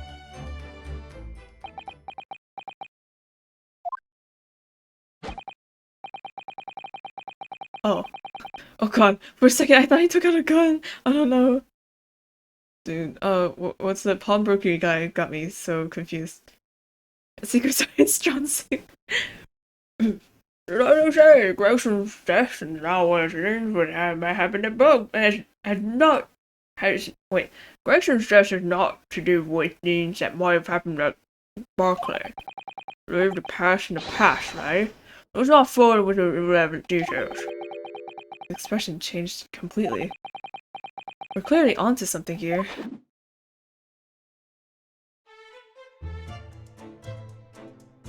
Hey, check this out.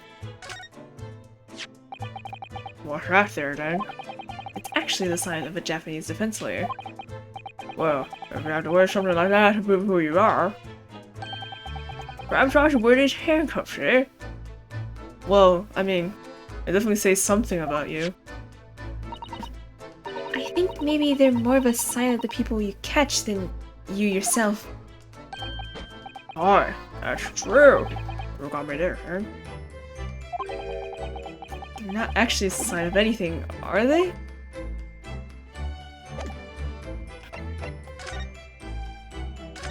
"10-year-old legacy. At murder's prosecutor and the whole miserable escape. They were Barclay's darkest hour, right? A shocking embarrassment." Because the convict had a collaborator on the prison staff, you mean? Aye, for shame. The coroner who confirmed the death of the man after his execution, Courtney Scythe. And my chief warder at the time, Vigil, who was in charge of the whole affair. But Mr. Vigil says he didn't know anything about it. That rascal was here. Wouldn't say otherwise, eh? More handcuffs? Oh, how can I say no? You can never have too much iron in your diet. Actually, well, okay. When Mr. Vigil was handed his dismissal notice as a result of what had happened... Oh, there's another access? Ooh. Ooh. He was so despairing, he jumped out of your office window, didn't he?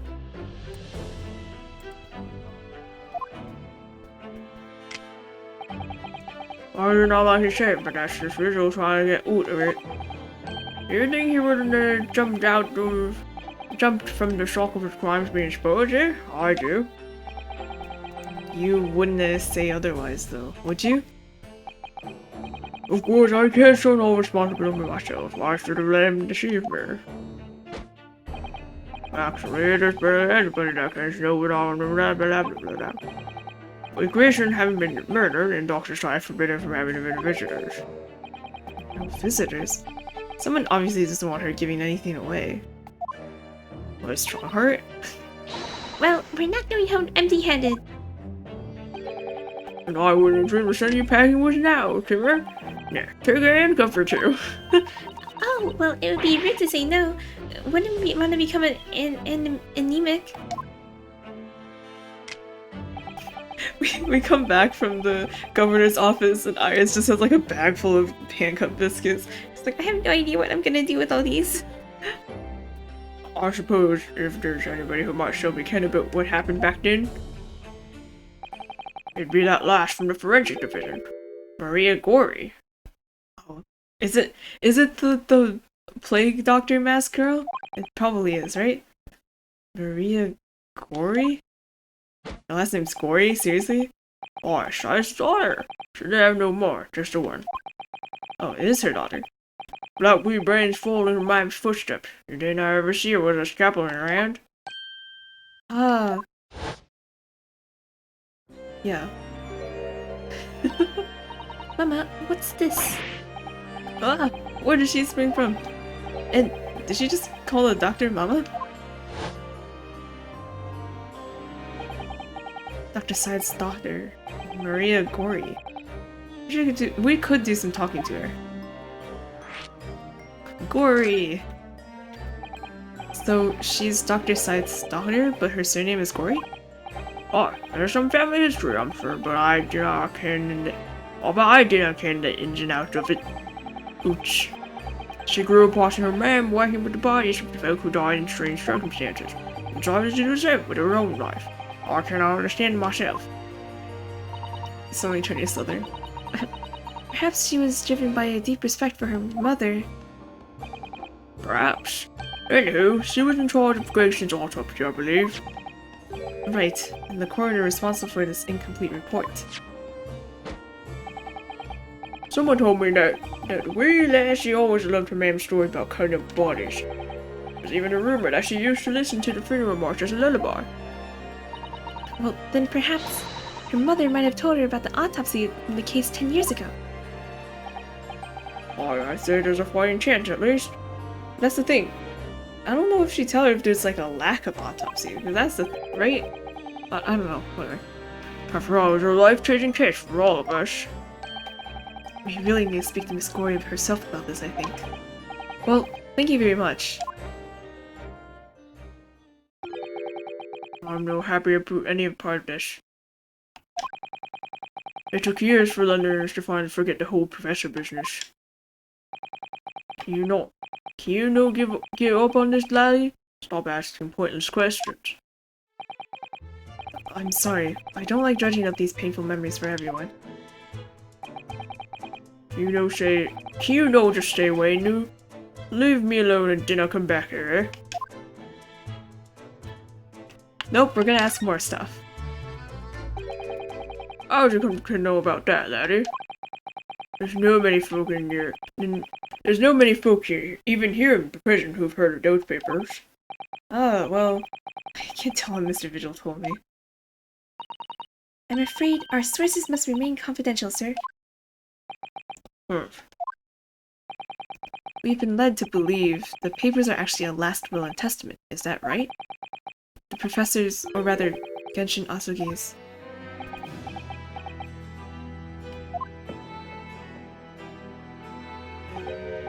Aye, that's right.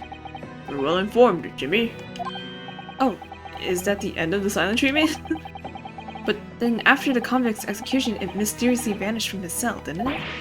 Oh, heavens no! You're off at half-cock there. I think you didn't quite get your facts straight. It was there in the cell, exactly where it should have been. Oh, not what we heard elsewhere. Let me just have a wee look around here. I'm sure I can find it. Oh, you have it? Hi, here you are. Sir? The last will and testament of Genshin Asugi, written with a calligraphy brush. Of course, I cannot read a word of those Japanese scribbles. Oh. But my mind says he leaves all his worldly possessions to his son back in his homeland. Yes, that's correct. That's the gist of it. So these are the Asuki papers? Why, of course they are. Papers written by Asuki, no doubt about it. There's no mystery here, laddie. That's your lot. After all strash mash of that celestial of an execution, we sent the man's possessions back to his clan in Japan. And that was the end of it. Yeah, in a small font too. That's like really tough to do. I think we ought to make a record of this, Mr. Naruhodo, just in case. Seriously, it's just saying that he leaves his stuff to Kazuma? One day before you go on your way, Mr. Naruhodo. Oh, yes? Those papers are not to do with Gregson's death. I prefer if you did not make no mention of them outside of this office. Or rather, I would not just prefer it. Consider it an order from the highest level of the government. I understand. Immediately shows it to someone else.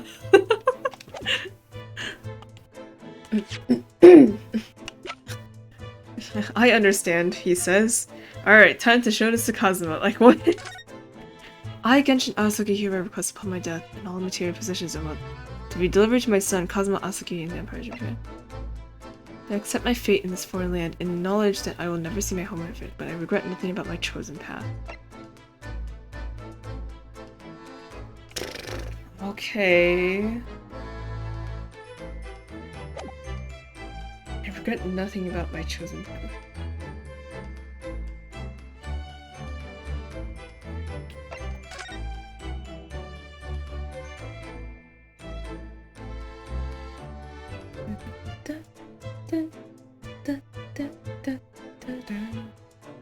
Just thinking like what significance this photo might have. It just looks like them doing things.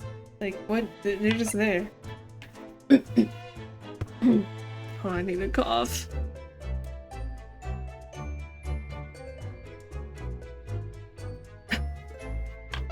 Okay.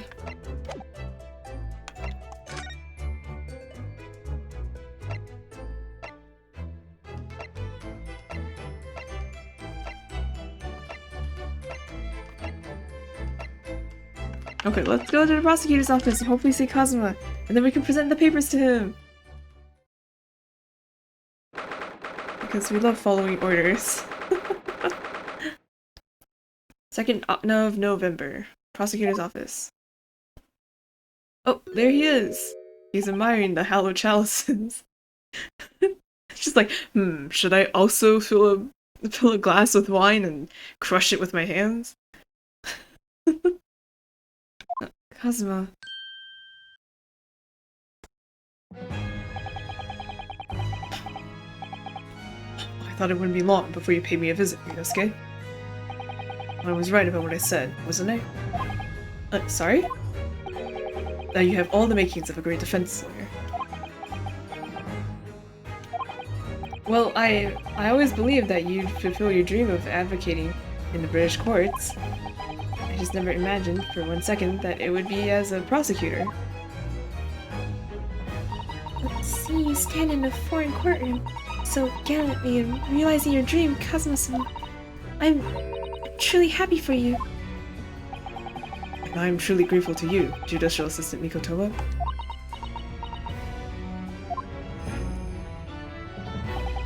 Ryunosuke, I always thought it would be fun for you and I to shake up the British legal system a little together.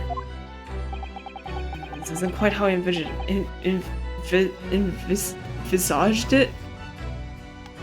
it, but I suppose it's just another twist of fate. I've learned a lot of things during my time in London. About how Susato-san's father was himself a visiting student here once, along with Judge Jikoku, and your dad, and about what happened with your father. Then you'll have no difficulty understanding why I had no choice, why I had to find a way to get to Britain as a visiting student myself. I want to hear it from you, Kazuma. As you wish, Ryunosuke Naruhodo. Oh my god, my full name? Okay. Armband. Kazuma, this is your armband. Actually, I think it's yours now. Sorry? You're the defense lawyer. You have a talent for it. I've always known that you would. Now, you've chosen to take that path in life. As your friend, I couldn't be happier for you. Or more proud. Kazuma. So, you keep hold of that. Besides, I'm a prosecutor now. That armband would have no meaning for me. Well, if you're sure. Thank you, my friend. Her disappearance. It's getting on for a year now since what happened to the SS Buria. Oh. We were heading across the oceans from Japan to Great Britain. When a bizarre series of coincidences led to those tragic events. I thought I lost my best friend forever.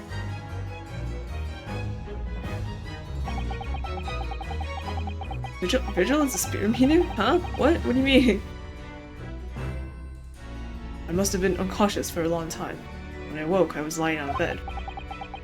It was a narrow little room. There was a posy of flowers by the pillow. It took me a little while to realize I was in the cabin of a ship. Wait, so he woke? Lying on the bed in a narrow posy of flowers by the pillow. Wait, so you woke up in some... Okay. I slipped out of the room, headed up onto the deck. Were you already suffering from amnesia at that point? Yes, I didn't know what had happened, or where I was. There was just this voice in my head. You have something you need to do. Something no one else can know about. Yeah, that's actually Kazuma. He's alive, yeah. Which is... Man. Yeah, man. He's alive and he's a prosecutor. Yeah, see, so Sherlock verified that he broke his neck, right? But Kazuma actually didn't die, which means that Sherlock in that moment lied to us. And he still hasn't told us why he lied to us about Kazuma dying, right? And then he became like we switched spots, like Kazuma became the stowaway and went to Britain, but he had like amnesia, right? And yeah, it's a whole mess. It's such a mess. But he's alive! So he's our Edgeworth now. He's a prosecutor. Oh my god. Go to Great Britain, your task awaits you there. Well, it was a calling I couldn't ignore. It compelled me relentlessly. Out on deck, I saw that I was on this huge steamship, and we were docked in a large port. It must have been Hong Kong. Yes, it must have been. Presumably just before they were due to carry out- oh, presumably just before they were due to carry out your body off the ship. Yeah, right? And the thing is, so before he actually came, to be like this, he was masked, right? So he had a mask and he had, a cape on, right? And we were like, wow, who is this very suspicious fellow? Right? But then both Ryunosuke and Susato were both like, but he seems so familiar somehow, right? And they both had, inklings that it was Kazuma, which is, I don't know. I don't think I could ever tell who a person was just from their posture and vibe. If their face was covered and everything else was hidden under a cloak.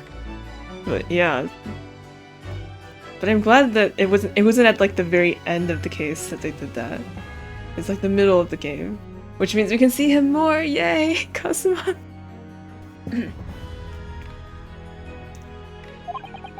I had no idea of the situation, but I did have the feeling that this was in some way my last chance. So I concealed myself among the disembarking passengers and went ashore. Then I disappeared into the crowded streets of that foreign port city, so I can plan my onward journey to Great Britain. So he went on a different ship to Britain. just under a year ago, with all my past memories lost to me, I was left behind in Hong Kong. Everything was foreign to me, the sights, the sounds, the smells. My head reeled, and I was truly at a loss. I realize now that I'd escaped as a dead man, with nothing but the clothes on my back. No money, of course. Oh, how terrifying for you. Luckily, though, I had 2 feathers in my cap. One being your knowledge of English, I suppose? That's right. And on the back of that, I was able to pick up some work as a deckhand on a cargo ship. Eventually, after calling at countless ports, I finally arrived at Dover. Holy shit. That must have been some 3 months ago now. Your formidable tenacity of purpose showing itself again. I mean, the man had lost his memory and had literally nothing to his name, but he still managed to make his way to London on the opposite side of the world. Of course, I had no idea why I had moved heaven and earth to get here at that point. So, how did you end up becoming Lord Van Zeek's apprentice then? That can only be called an extraordinary stroke of luck, really. You see, I was stopped at the border because I had no papers. They took me straight to Scotland Yard. And by sheer coincidence, Lord Strongheart was there to attend a meeting. And that's when the second feather in my cap came into play. Could that have been your knowledge of the law? Yes, exactly. Lord Strongheart was curious about an Easterner with intimate knowledge of British law. He took me back with him to the Supreme Court, and assigned me to the prosecutor's office. He really is like adopting a stray dog, like what? It's just like, yeah, you know, this random Eastern kid we found on the docks, he knows about the law. It's like, okay, he should be a prosecutor. What? It was Lord Strongheart thinking. Okay. And then, 9 days ago, you finally got your memory back after the trial involving Trevor. Yes, I did. Your father, Genshin Impact. Ever since I first met you at Yume, you talked about your dream. Mark my words, Ryunosuke, I'll be chosen as a visiting student and make my way to Great Britain someday. Are you ever gonna get your headband back, Hazuma? Did you know the entire time about what happened to your father here? 16 years ago. Oh, tiny Kazuma. Oh my god, he's so baby. What? Aww. When my father left on that exciting trip to Great Britain, I was just a boy. We took a photograph together the day before his departure. It's my last memory of him. But what I remember most about my father is his unswerving sense of justice. 6 years after he left, a gentleman called at our family home. He told me that Genshin, my father, had been taken ill in England and passed away. It was Professor Mikotoba, your father, Susato-san. Oh my. Ever since then, the professor was very good to me. He even helped to fund my university education at Yume. I'll be forever in his debt. But nevertheless, I just couldn't bring myself to believe what he had told me. Oh. Then one day, a letter arrived at our house from Britain. There was no indication of the sender, so I opened it assuming it was an old acquaintance of my father. Don't tell me it was what he wrote in prison? What I read in that letter changed my entire life. What did it say? It said that my father had been a mass murderer, and the writer cursed the Asogi name. Oh, never mind, it was hate mail. Oh no! As a result of that letter, I found out what had been hidden from me all those years.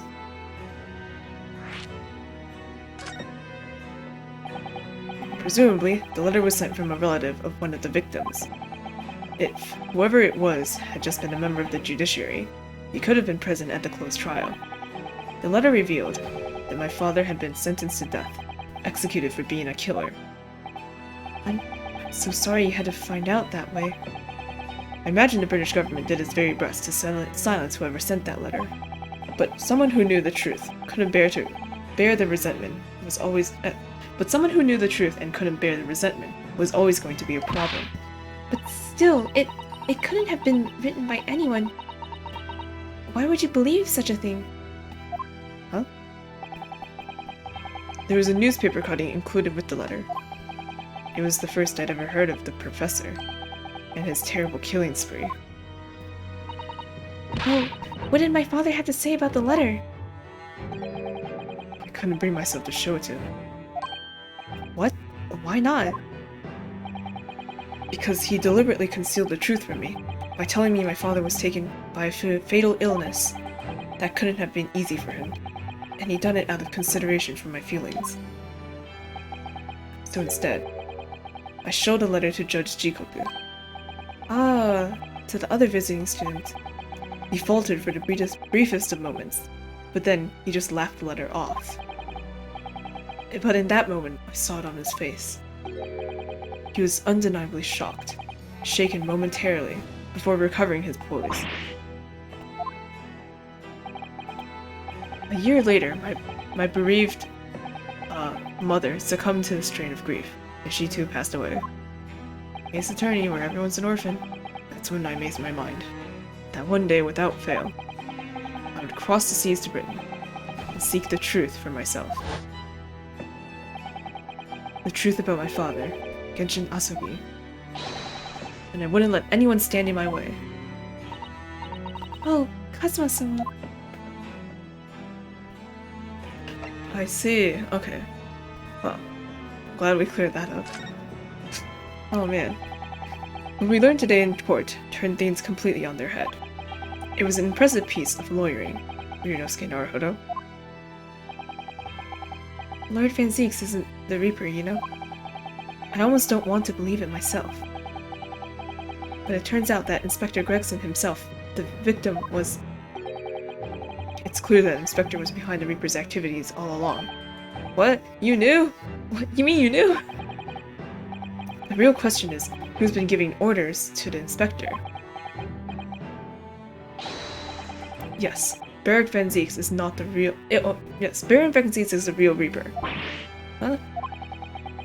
And I know that 10 years ago, it was him who decided my father must be a mass murderer and sent him to the grave. No, he was merely saying that justice was done as the law dictates. He's not to blame. Ultimately, it's people who condemn people. The law is just a tool they use to do it.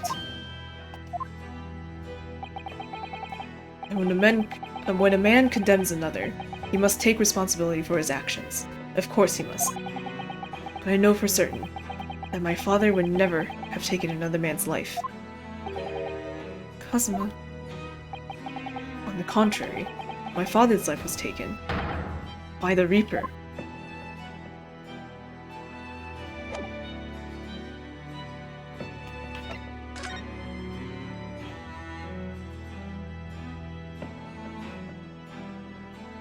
So,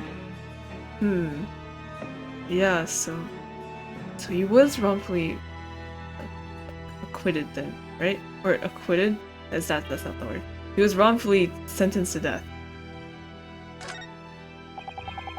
Lord Venzeke's fine collection of hollow chalices and bottles, all neatly lined up. Yes, he's extremely particular about all that. He has a strict regime for everything, from the storage of the casks to the bottling of the contents. Gosh, you must be having a real tough time of it being...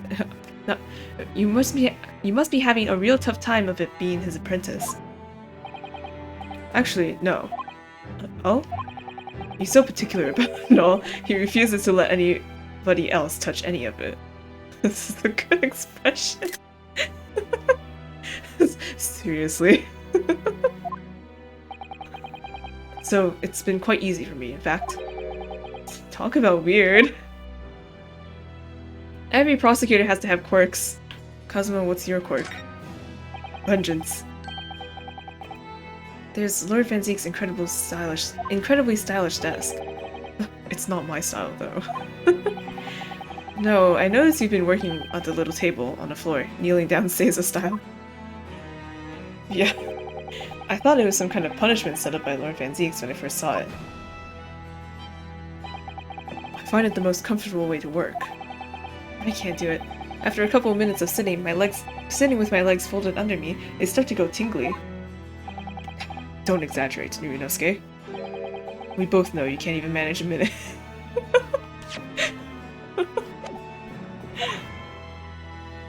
Oh my god, this turned into bullying.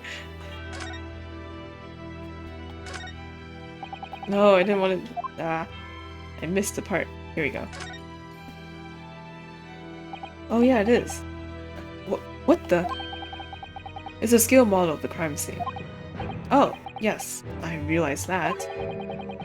Does the prosecution office make a model of the scene for every single case? Apparently so. Seriously? Sometimes it helps to visualize things better, and notice things you hadn't spotted before. Actually, the miniature notice board is my work. Be honest, you enjoyed making that? If I wasn't a prosecutor, I'd go into doll making. No. Do you know who the man in the portrait is? Why would I? What? But you're Lord Vanzeke's apprentice. Yes, apprentice, not friend. Damn. And during the time I was suffering from amnesia, I didn't even notice that picture. Oh, really? I mean, it's not the smallest picture. I wouldn't have the first idea what the man decorates his office with. He's got a bat in the corner, for all I know.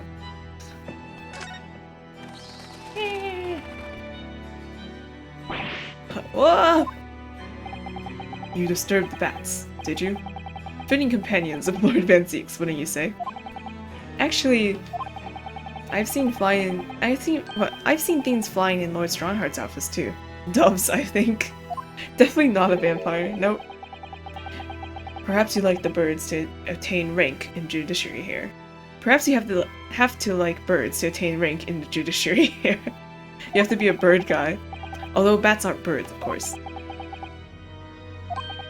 How about a sparrow for you? What's that supposed to mean? Oh, nothing, sorry. Just thinking out loud. A sparrow would fit Kashima. He's so cool. Casks, floor to ceiling. Just like the last time we were here. Hollowed barrows, I suppose.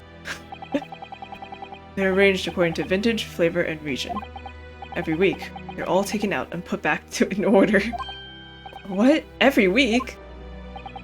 Lord Vanzeke's can't seem to settle on the perfect way of arranging them, you see. Vintage, flavor, and region don't neatly coincide, and that's the trouble.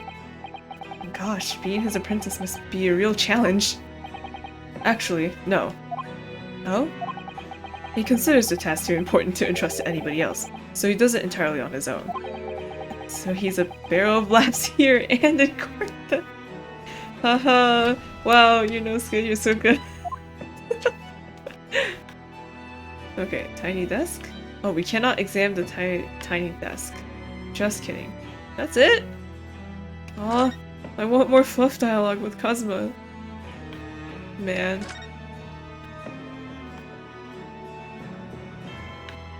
Okay.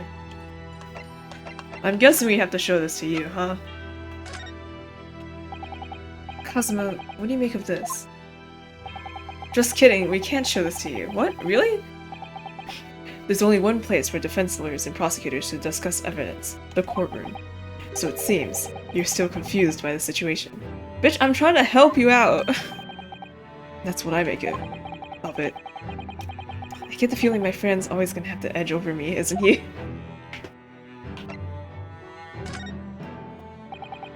Okay, I guess he's gonna answer like this to everything. Except for the badge, I guess. Well, that's not really evidence, is it? Is that it? Do we not have anything else to talk to you about? I thought for sure we would talk about the papers.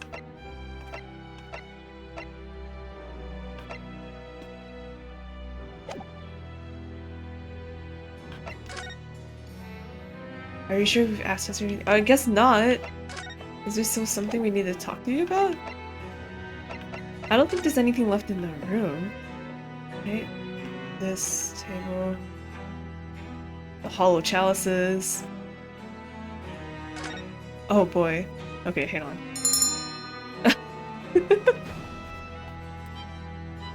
Hang on. The ding is gone for some reason. That sucks.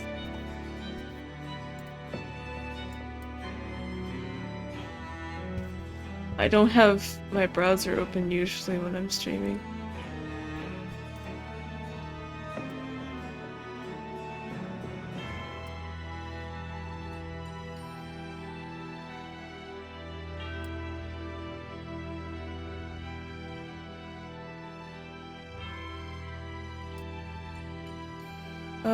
Hold on.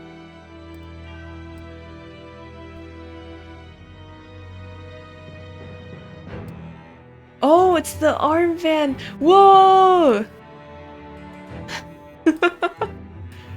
Whoa! Oh my god! Wait, which side was Yunosuke wearing on though? It's his right arm, right? Okay. Hang on.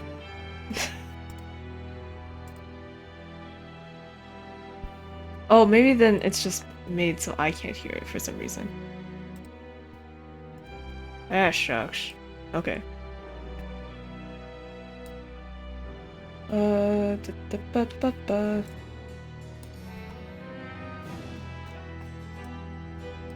don't know if it'll fit. Or like... We'll see. Hold on.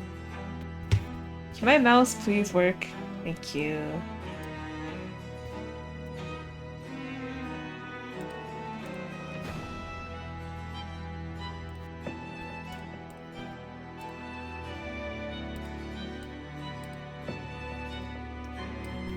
I gotta find the place to save it correctly.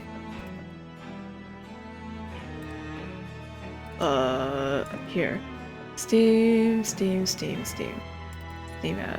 apps, common. Wait, no, that's not it. Here.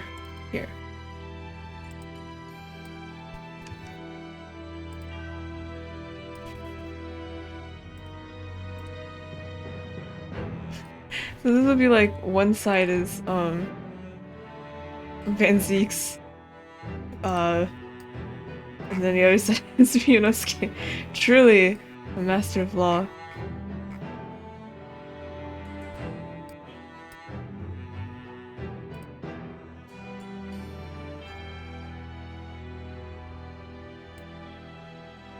Ooh, okay, hold on.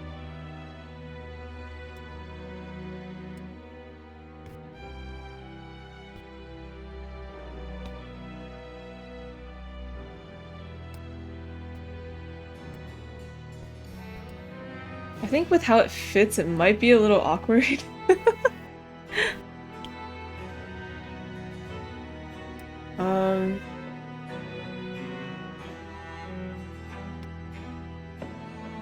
But I can definitely put it like lower on my arm.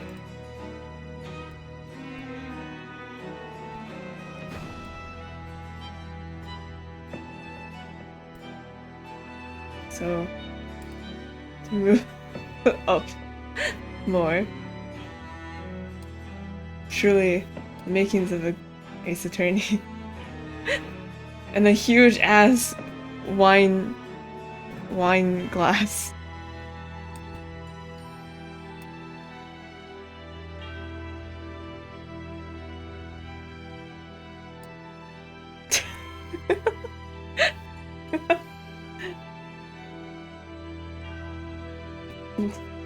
I have all their powers stored within these objects, and now I can take over England. Okay.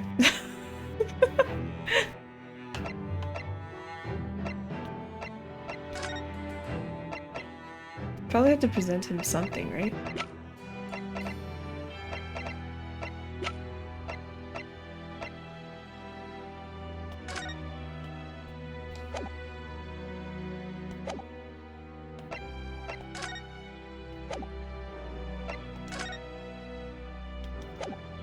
sure we asked everything we need to? What else is there to ask about? Because I don't see anything else in this room we can talk about. Unless it's like this specific, you know, doll in the thing.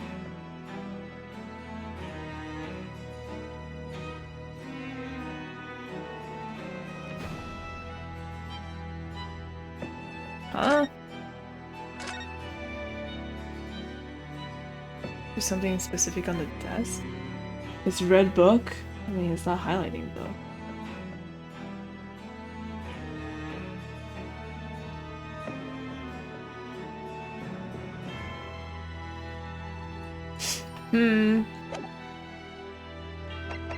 Because Susan just says that we still need something to do.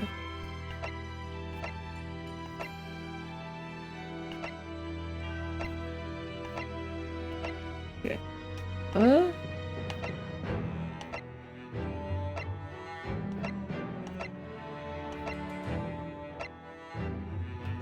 No, there's definitely still something here we need to ask about, but what? Here, look at my armband again. No, this is not the same. I'm pretty sure none of this other evidence really relates, other than this, which you won't talk to me about.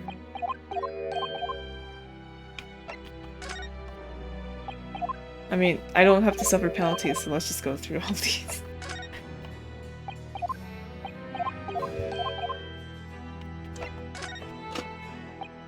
Pocket watch?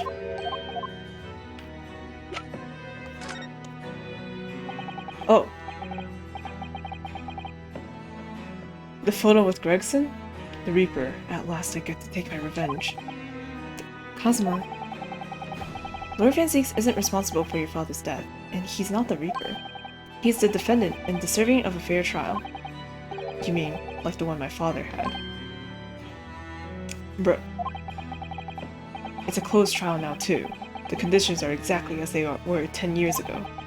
And even if it ruffles some feathers, I have a plan to show the man for what he really is. Cosmo.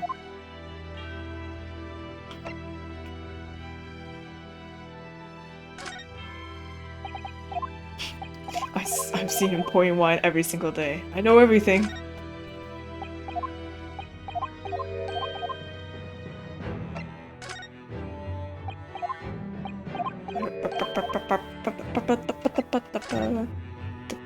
Oh, right!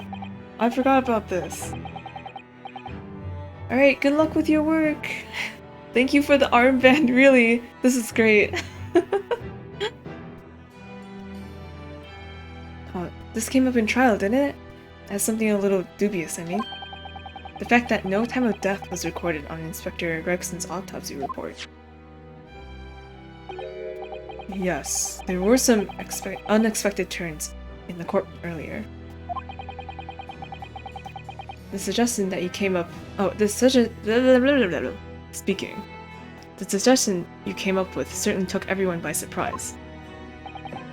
The idea that the victim died in the previous day at some other location is quite something. Well, considering when the pocket watch had stopped and the scorch marks on the candle, it's certainly a distinct possibility. The evidence in the scene both point to it. To be honest, it bothered me too, so I paid a visit to the autopsy room earlier. The coroner responsible wasn't there, but I got a name. It's Dr. Gory. If it wouldn't trouble you, Kazuma-sama, we'd very much like to speak with the coroner too. Of course. The last thing I want is for anything to be brushed under the carpet. Scotland Yard's autopsy laboratory is behind Lowgate Cemetery. I thought we've already been there though, with Dr. Scythe. Lowgate Cemetery? By Barclay Prison, you mean? Or is it a different laboratory? Ah, you know it, do you?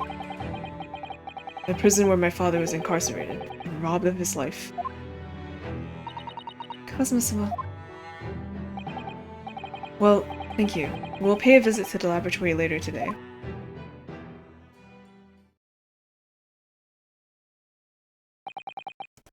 Ryunosuke, I want to thank you. What for? For this. You safeguarded the soul of the Asogi clan. Well, it is a famous sword that's been in your family for generations. My only slight regret is that I never got the chance to draw it before I returned it to you. Karma is said to have been forged by a master swordsmith during the Sengoku Warring States period. I come from a long lineage of warriors, many of whom were expert swordsmen. Well then, you were a chip off the old block, I'd say. This blade, Karma, is a symbol of the Asogi clan's honor and might. Apparently, one of my father's apprentices even took the blade's name for a surname. Really? Karma? It does sound formidable, that's for sure. Don't tell me we're gonna meet this person. No way, right? It's just a fun fact. 16 years ago, when my father was a visiting student here in London, he had this sword forever at his side. Which is why it meant so much to me that I have it by my side again now too. And that is all thanks to you. It was an honor.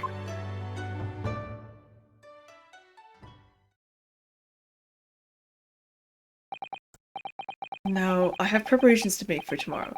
Perhaps I said a little too much. Kazuma, you've changed.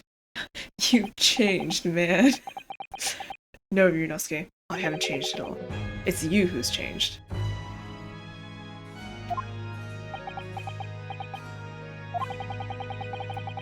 I can completely understand your resentment of Lord Van Zeeks given what happened.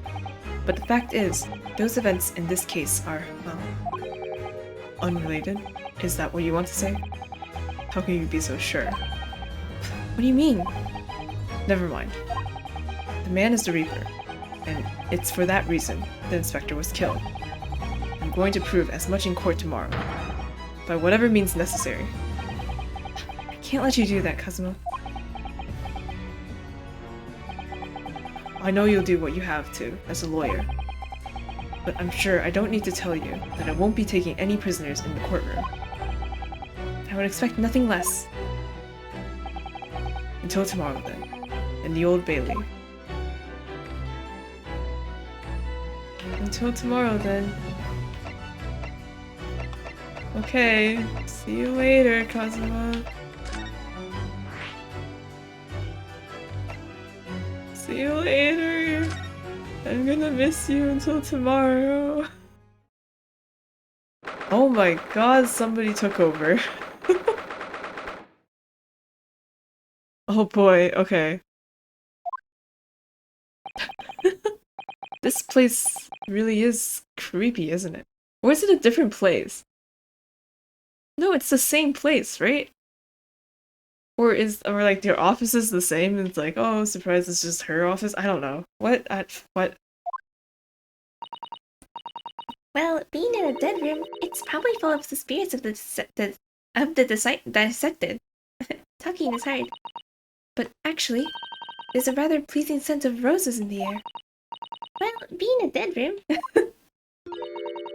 The coroner probably needs a bold scent like that to mask the order of death. Iris? Do you think we could change the subject? Oh no. What was that? Oh. Oh, there she is. Dr. Gory? Oh god. What? That noise before. I was sharpening my tools. I don't know how to do it. I was sharpening my tools. I'd be dead meat if I didn't keep a perfectly clean edge on them. Right. Make her voice higher, maybe? When following the collagen fibers in the dermis, an expertly sharpened scalpel cuts like cheese. Would you like a demonstration? Oh, yes, please. I'd love to see. Iris, no. Then I think you'll do nicely. Huh? No. I wouldn't do nicely at all. I mean, maybe some other time. Maybe some other time. Was that a tut? Well, we came here to ask questions, so... Oh boy. Hey, look at my badge! Also, I feel like I'm blocking the screen a little bit.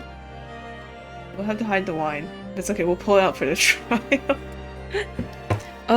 Can I ask your opinion about this? Don't forget, you're responsible for putting my mama in jail. Why should I help you? Oh. Oh boy. We have actually met before. I'm a lawyer, if you remember. You're not dead yet. What? So Mama said I wasn't allowed to cut you open. She's so strict about things like that. Well, good. Dr. Sect has some scruples at least. Yeah, wow, what a great mom telling kids, hey, killing people is bad. Holy shit. Murder? Bad? No way. Oh dear, it looks like she's not interested in talking to us. For the time being, anyway. For the time being? You mean until we die? I hope that's a way off.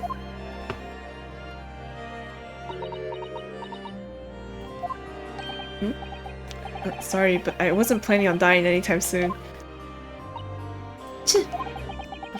Surely there's some less drastic way of making her listen. Okay, we gotta probably examine the room. Because what the heck is going on here? This looks different to before. Okay, so it is the same area. Of course, Mr. Naruhodo. Miss Gori is a young maiden. She has all sorts of charming little dolls and the like around her place at work. Look. Oh, yeah, you're right. Perhaps she's not so strange after all. I don't know if you'll call those dolls charming, though. They're how I practice. Sorry? Mama always says that operations and dissections require speed and accuracy. So I take out my needle and thread and stitch 3 new dolls every day. Ah, right. I used to make livers or kidneys or intestines, but Mama told me to make something more friendly instead.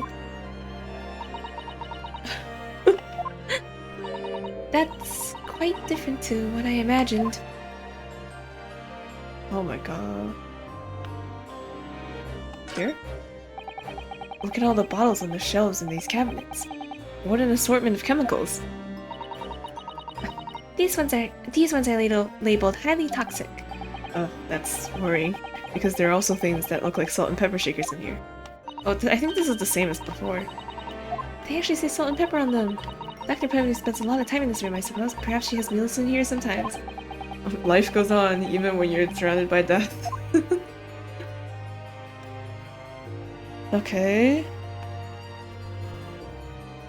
Something here? A table and a set of sharp tools. When you consider each isolation, it looks quite innocent. Yeah, this is the same. So why is it when you put them side by side, they seem so horribly disturbing? It might be best to not ponder it too deeply. That's Mama's dissection table. It's too high for me, though. It is? If I fell from that height in my sleep, it would really hurt. What? You mean you sleeping here?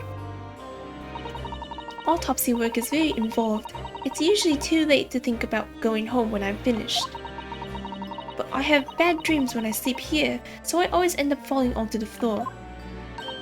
So I'd like to exchange that table for a lower one. Maybe you should just go home.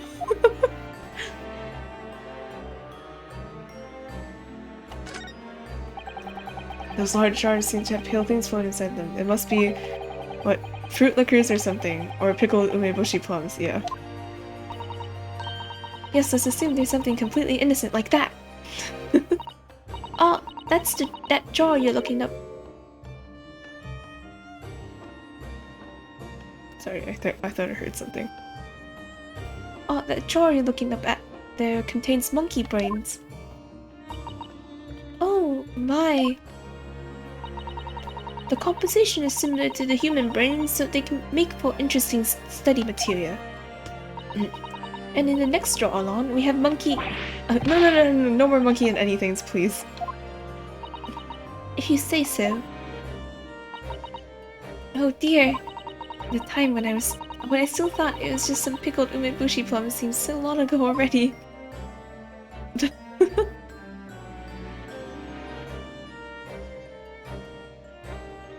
These... Well, look at this! What a magnificent display case! The material wood has been polished to a high sheen, and intricate carving is a joy to behold. Western cabinet makers really are very skilled, aren't they? It's 10 people. Pardon? It's made from the bones of 10 different people, all mixed together. Some of my best work.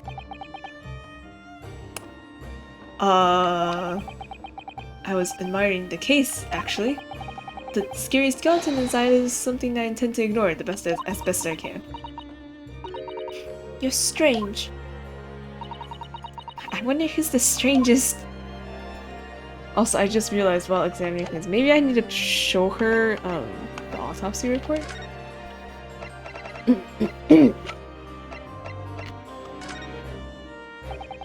Dr. Corey, we actually came here to ask you about this. It was very good. Good? Sorry? The skin didn't snag my blade once, and also very little mess. Kind of don't want to hear about Gregson's autopsy in detail. His joints dislocated easily, and his muscle tissue was a pleasure to work with. Well, we can skip those details. But there is one thing about the report that's caught my attention. You don't seem to have recorded a time of death.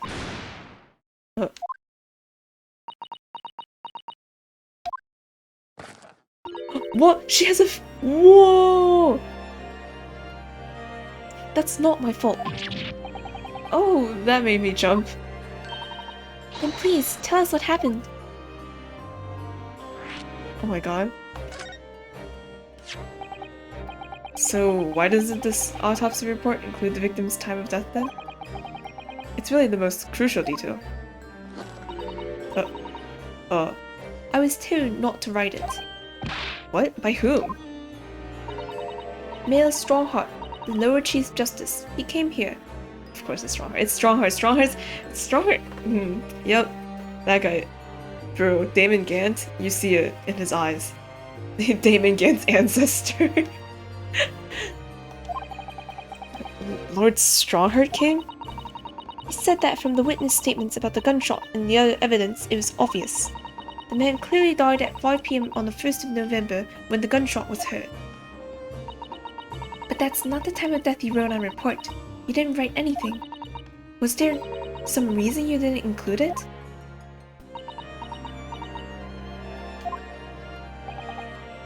Dr. Gory, if you're hiding something under Lord Strongheart's instructions, then sooner or later, you're going to go for the same way as your mother.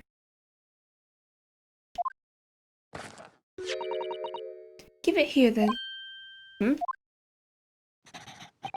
Oh, she's writing it in? Oh, she's scribbling so furiously. There. You've written... What she's written? Tell us. Indeterminate. But... An accurate estimation of the time of death is not possible.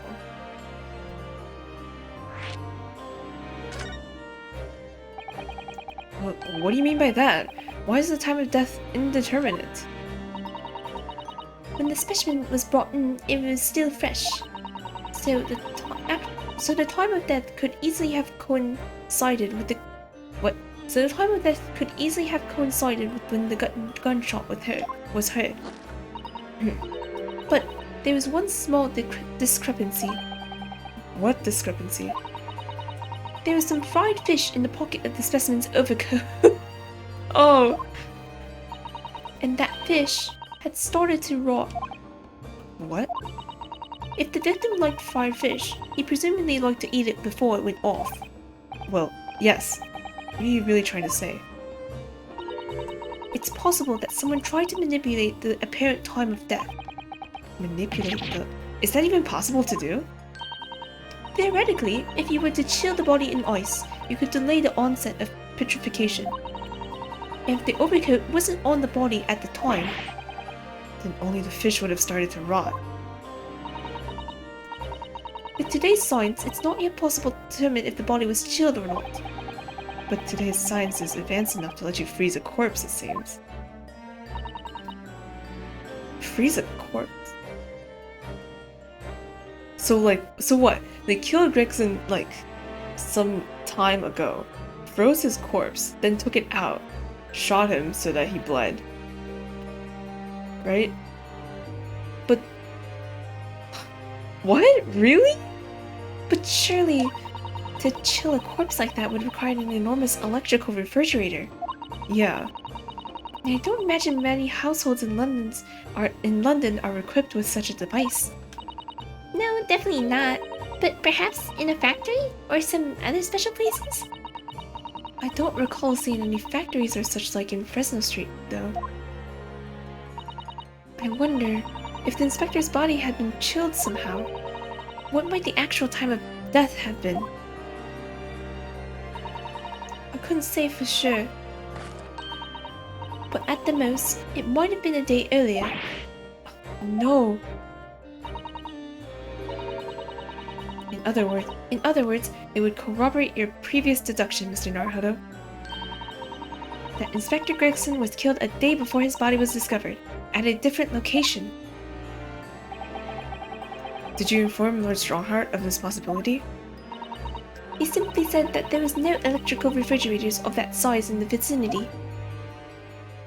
Oh. Then how the hell did he... Chilled? Chilled? How? How the heck? What? How would they do that? I have no idea. My first thought was chimney, but then what the hell? That doesn't. That's, what? There's no evidence of that. So, and it's not like winter outside. No. Oh yes, one other thing. It's something the governor of Barclay Prison told us. He said that your mother, Dr. Scythe, was responsible for confirming the death of the professor after his execution. The professor. Apparently, you always enjoyed listening to your mother's stories about her work, so we were wondering if you might know something about what had happened 10 years ago. That's not all Mama did. Well, sorry? My Mama carried out the autopsy of Clint Van Zeeks as well. Oh? What? Really? The brother of Lord Van Zeeks, the professor's final victim. The idea of carrying out an autopsy on a member of the aristocracy was completely unthinkable back then. But the detective in charge of the investigation insisted, and it was miraculously authorized. Right, I remember that. That detective being Inspector Gregson, of course. Quite an accomplishment for one man. The autopsy provided the vital clue needed to arrest the killer. And Mama was there for that historical event. What does all this mean? You know, that amazing autopsy happened right here in this very room. The professor and Clint Van Zeeks. They both spent their final moments before their burial on that dissection table there. So this lab, Mama's lab, was instrumental in some of the country's most important events. She really is proud of her mother. I wonder if you'd tell us more about exactly what happened back then, Dr. Corey. How old is she actually, now that we're here? Is she here? Oh, she is here. She's 19! So 10 years ago she would have been 9 years old. Oh my god. Okay.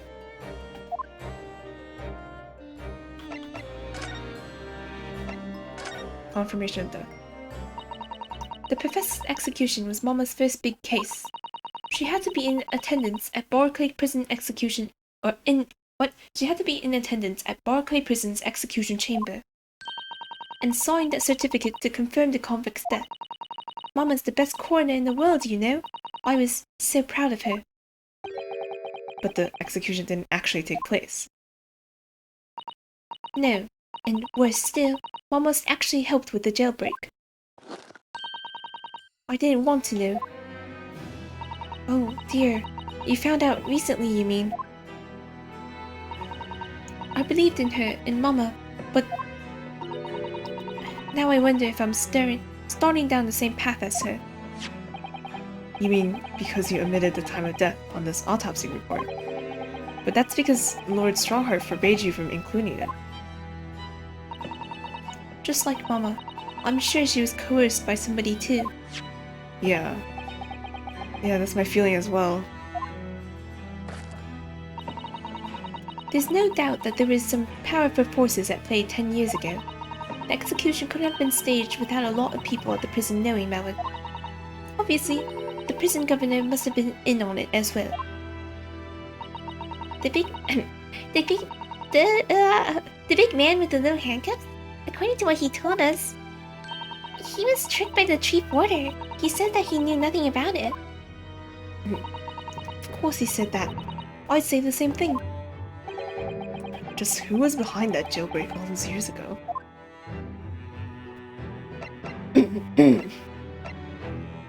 Cause... Okay. Water first. I'm pretty sure, Kazuma's dad, Genshin Impact Asogi, was innocent, right? Like, he was wrongfully convicted, or something like that. Which might be why they were kind of like... Or, like, they didn't actually kill him, like, they made him kind of... Like, they pretended he was dead, right? Because they knew that he was innocent in some way, or something like that. And they were like, okay, you know, we need to do this because we need to resolve this really quickly for the whole, you know, treaty between nations, right? But we're gonna let you go afterwards, stuff like that. Is that how it is? I don't know, because it has to be someone from up top in Britain that orchestrated this jailbreak thing, right? Clint's autopsy. You mentioned the autopsy of Clint Van Zeeks. It was at a time when carrying out autopsies of murder victims was very unusual. It's still not a practice that's observed in our country, even now. It turned out that he was the professor's final victim, and when the autopsy was performed, Mama was present, although only as the secondary assistant. Oh, what? The person leading the procedure was called Dr. John H. What? John H. Wilson. That's right, my daddy! You knew this, Iris? And there is one other person present, the primary assistant. He was a visiting student from the Far East. Oh, that means it's, Suzato's dad. Wait, a visiting student? It must have been my father, Eugene Mikotoba. I had no idea Professor Mikotoba had been involved in something so important. The outcome of that historic autopsy was the discovery of a vital piece of evidence that led to the capture of the professor. So, that's how they came to identify Genshin Asogi as the infamous mass murderer. Do you happen to know anything about that piece of evidence? Can you tell us any more?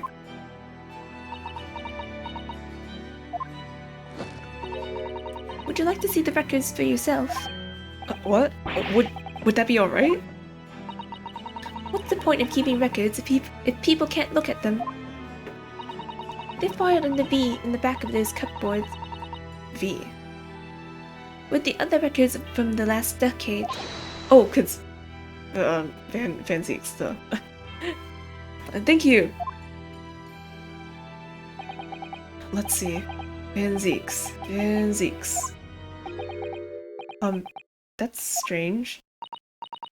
What, Mr. Naruhodo? They aren't here. There's nothing under Van Zeeks. There must be. Perhaps somebody took them away?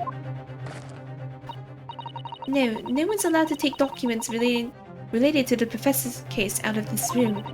But you're right, they're gone. Well, when was the last time somebody looked at them? Do you remember? It was... Oh, yes, I remember now. It was 2 years ago. 2 years ago?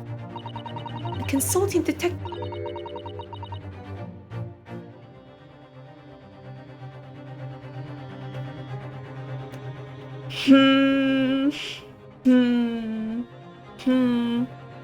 A consulting detective came one day saying that he would like to see the records. No, you don't mean... Sherlock Sholmes was his name. Deep down, I knew that was coming.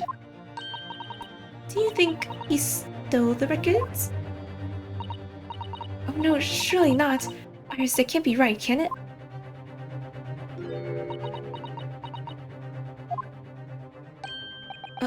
Iris?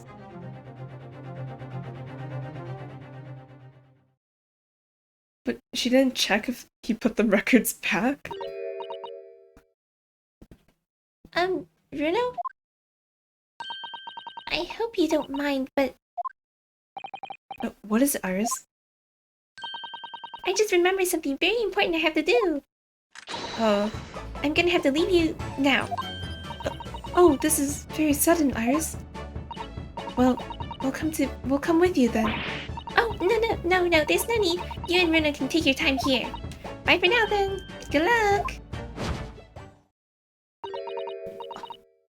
Wait a minute, little girl.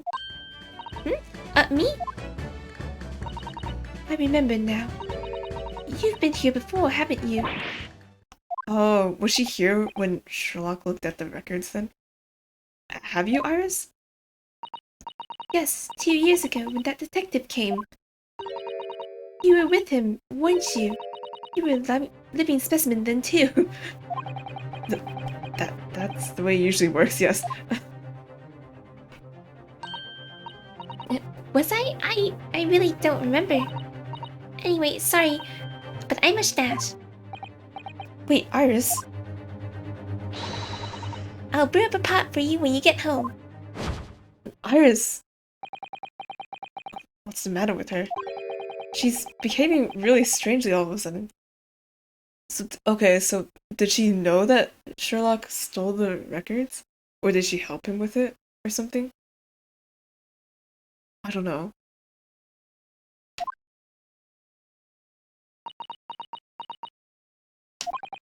Well, in that case, we won't keep you any longer, either. It's been quite a while since I had any visitors. This was really fun. But next time you come, I'd prefer if you were ready for dissection. Oh my god. I can't make any promises, sorry. It's a bit strange that the records of Clint Van Zeek's autopsy have disappeared. But I think we've asked all we came to ask now. Oh, there she is. I have a feeling, because, you know, Sherlock was like, hey yo, sometimes it's best to keep things a secret, because revealing it will be too painful, right? Maybe he took the records in order to make sure nobody else can see him again. Take a closer look at this.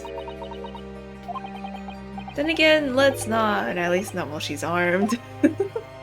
Oh, okay. Gotcha. Alright, let's go back and find... There's something cooler down here, doesn't it? Where did we go?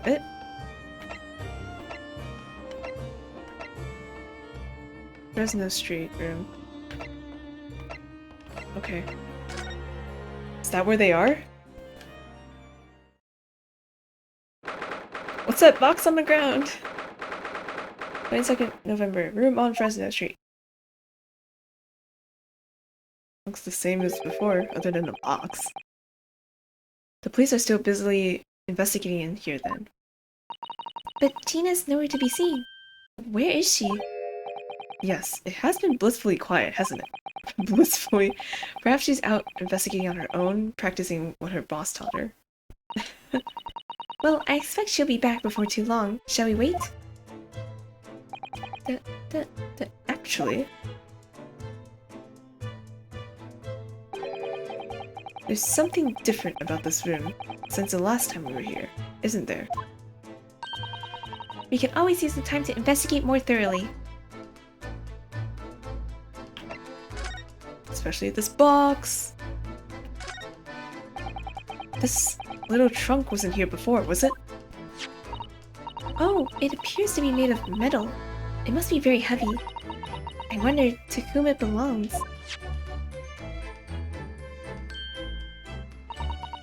There are some initials on the outside, look. TG. Tobias Gregson?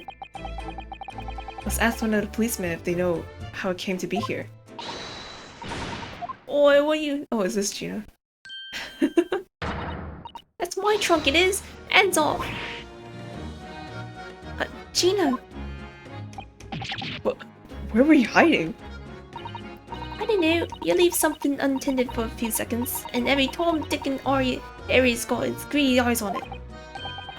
Just a wild guess, Gina, but What? Spit it out, Otto! is it fair to say that you've only owned this trunk since this morning trial? What? What are you trying to say? Come on, this trunk goes with me everywhere, always has. Where have you been, Lila? Where have you been the last year? Oh, wait, right, at the beginning of the trial, the witnesses were saying that Gregson came in here with a trunk, right? Maybe this was it. Trying not to incur your wrath, mainly.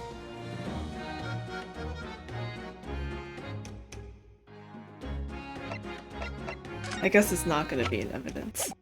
Damn it, Gina! Let us look at the trunk! You should hear them talking yawn now. They should be ashamed of themselves. They're saying that it was the boss who killed all the bludgeoners. Oh, you mean the whole Reaper thing? Yeah. Apparently the boss was investigating stuff that no one else at the yard knew nothing about. Stuff to do with all the criminals what got us scot-free.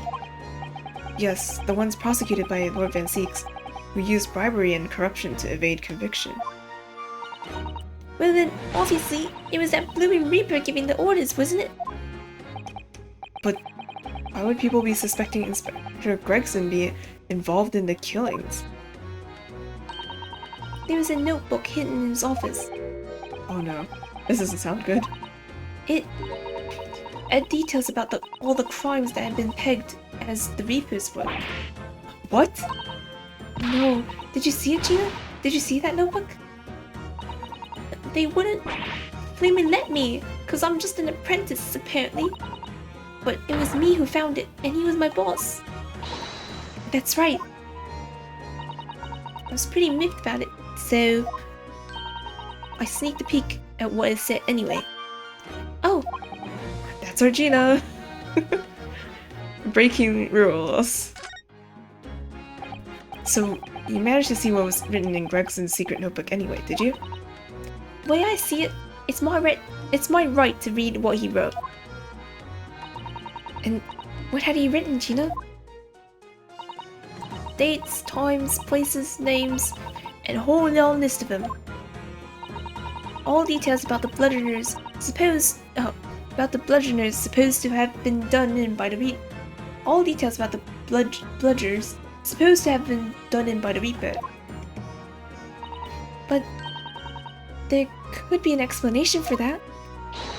Perhaps it was a record of the inspector's investigations into the Reaper's activities. Exactly, that's what I said. That's the first thing you'd think, right? As it happens, it was full of names I recognized anyway. Well, the Reaper's targets were almost exclusively known leaders in London's criminal underworld. Well, yeah, but there was one name right at the end that was a bit odd. At the end of the list, you mean? I'm pretty sure the date against it. What? Pretty sure the date against it was the 31st October.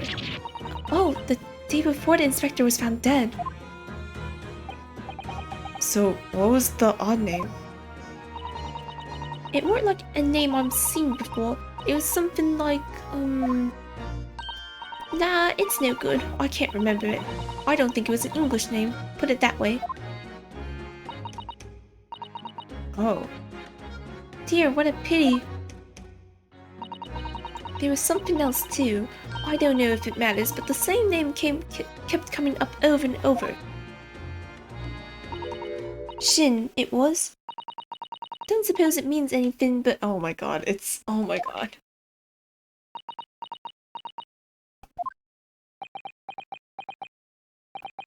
Did you say Shin? What does it mean something? Lord Van Zeeks knew the name too. He mentioned her as well. The woman who actually did the deeds. And now we find out that her name appeared in Gregson's secret notebook. I hope we get a look at it actually. We haven't seen you in a while, have we, Gina? Well, of course not. I've been busy, ain't I? Investigating that. The lad said that y'all are trying to trace the boss's movements the day before it appeared. The date before. That would be the undercover investigation into the Red-Headed League then. Only the boss didn't go, did he? He found some cove what was pretending to be him, didn't you, Odo? Yes, it was Mr. Vigil who actually went to the park on Lime Street that day, posing as Gregson.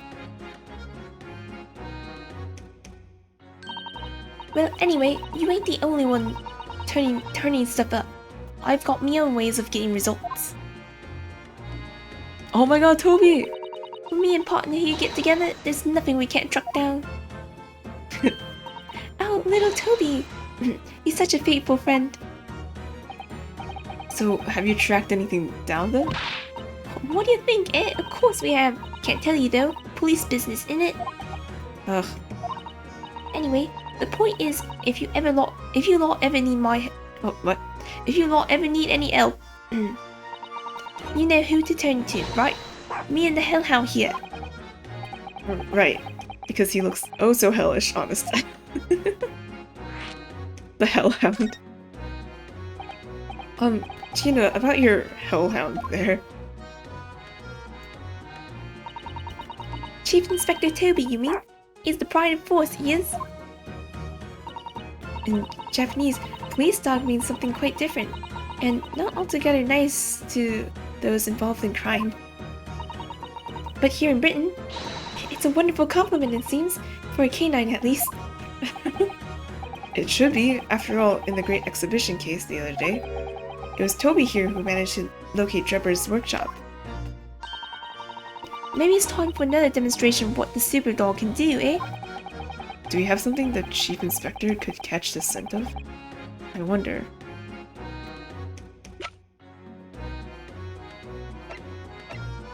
The Chief Huh? What? What? What would we want? The red hair. I don't know. Maybe the hairpiece? I don't know. Well, Chief Inspector Toby, if you wouldn't mind having a sniff of this. Sniff, sniff, sniff, sniff, sniff, sniff, sniff. He might be a little too keen, don't you think? Oh no! The Chief Inspector made short of work of Gina there. Oh! Look what he's gone to! My, that trunk clearly still has a very strong scent of Inspector Gregson. In other words, must have belonged to him.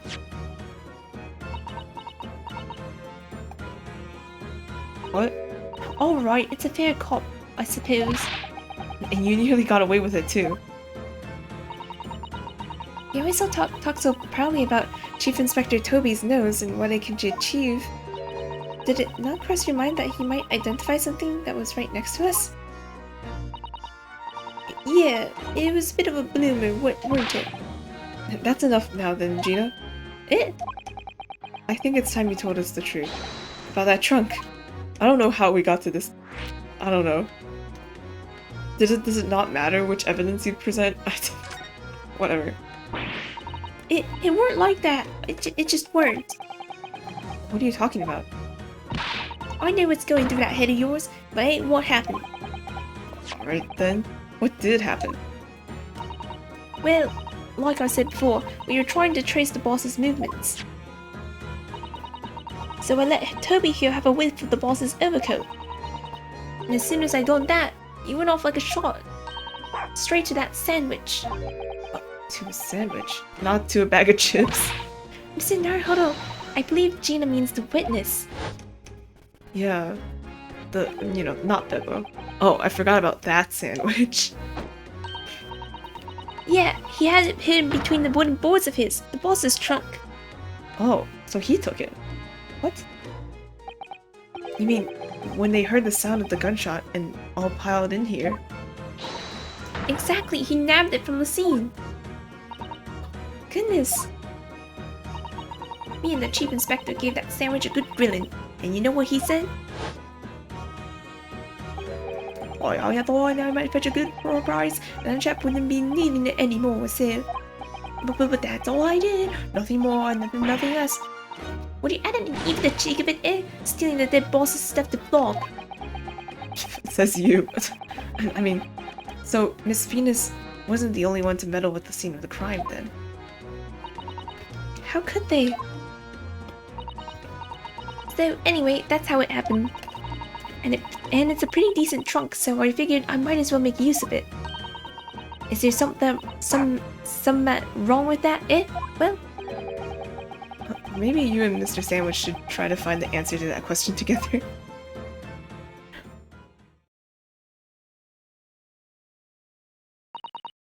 I think perhaps the trunk should be turned over to the police, don't you?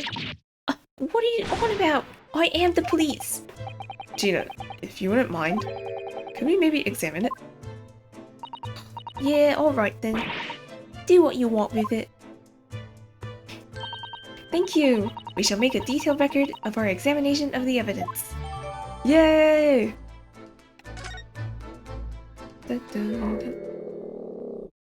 Okay, well, before we dog... examine... Oh, there's something happened. Ooh! Okay. Well, first there's this thing. Have you seen this huge gash along the side of the trunk here? It's gone right through the leather and into the metal behind. Gosh, for a metal chest like this to be so badly damaged, whatever made the gash must have struck the side of the truck with considerable force. I wonder how it happened. Wow. Okay. There's also a blood. Look at this dark stain here. Do you think... Yes, I'm afraid so. I think it's blood. Ugh, I knew you were gonna say that. So that presumably means... that this was present at the scene when Inspector Gregson was killed. It's the most logical conclusion, yes. I think Gina's been carrying this around with her. If you didn't know any better, I suppose it does look like a grease stain from all the fish and chips. Nothing on the bottom.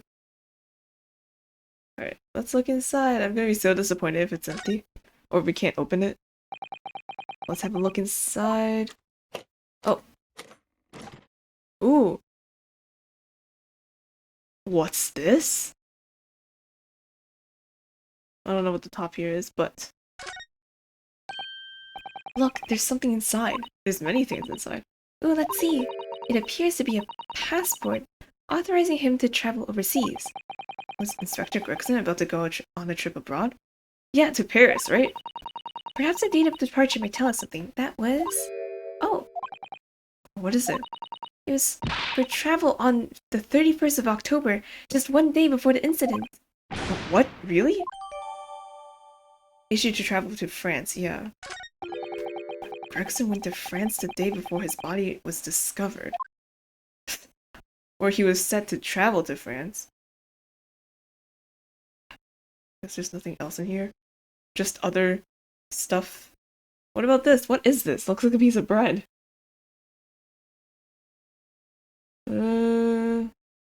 Okay. Grr. What's the matter with Toby? Why is he acting so aggressively towards me all of a sudden? Mr. Naruhodo, be careful! It must be the trunk! Oh! Oh my god! Ah! Hibby, oi, what are you doing? You want to lick his face off? Mr. Naruto! Mr. Naruto! Gina, quickly, hail a carriage! Did we get attacked by him? Or, like, what? 22nd November, 4:57 p.m. Naruto's legal consultancy.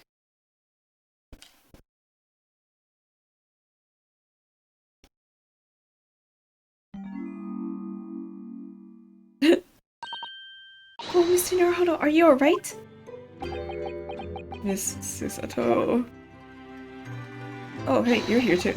Ah, conscious again at last. A blessed relief, my dear fellow. After all, to drop dead after a moderate licking by a small terrier, most unseemly. What is or isn't seemly isn't relevant here, Mr. Sholmes.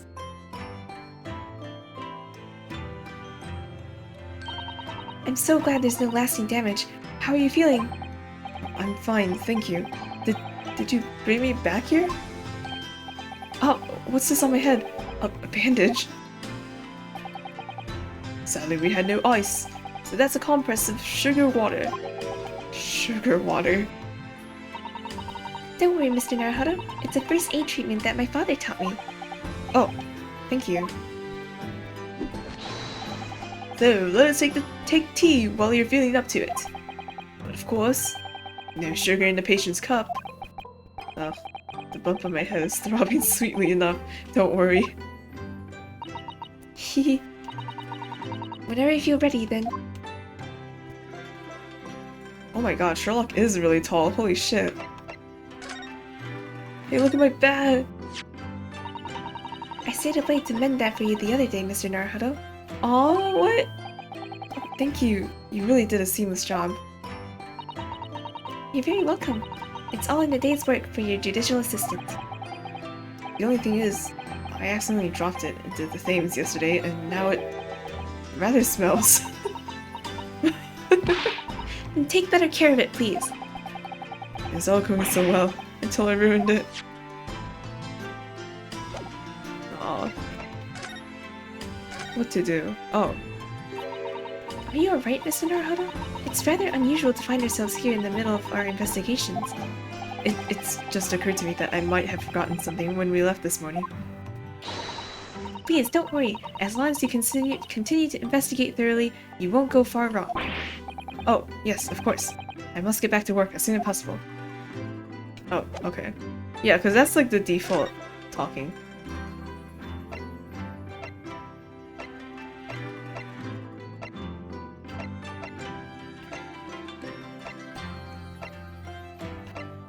Okay.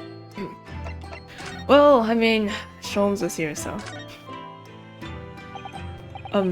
Thank you for your concern, Mr. Sholmes. My dear fellow, think nothing of it. I must say I was quite startled when I heard that you had been attacked by a dog.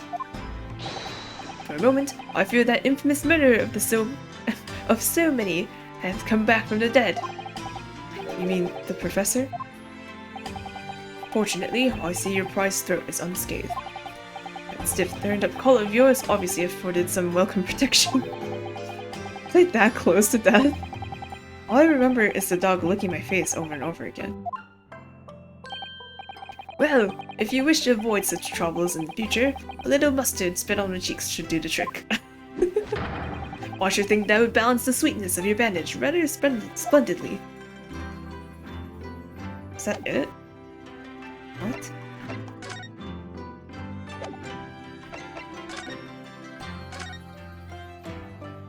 Susan's stuff is back. Cool. Huh? What? Huh? You guys, what? I guess we should go back to the scene, right? What?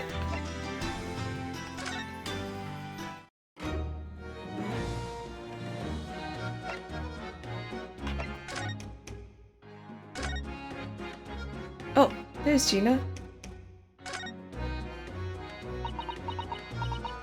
Hi, Gina. Gina, I'm really sorry. Oh, it's daft, isn't it? If you asked me a year ago, the cops could go hang for all I cared. we're gonna have police, ain't we? To catch the bludgers.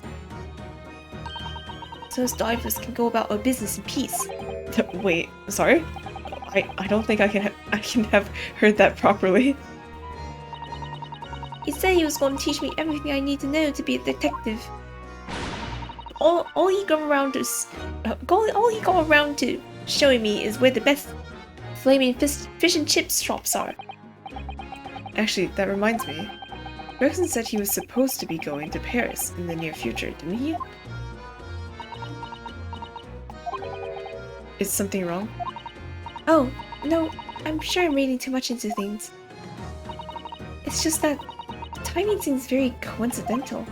Hmm? You know, the boss was acting a bit strange recently. Like, he was always in a rush. What is this? Best cops in town?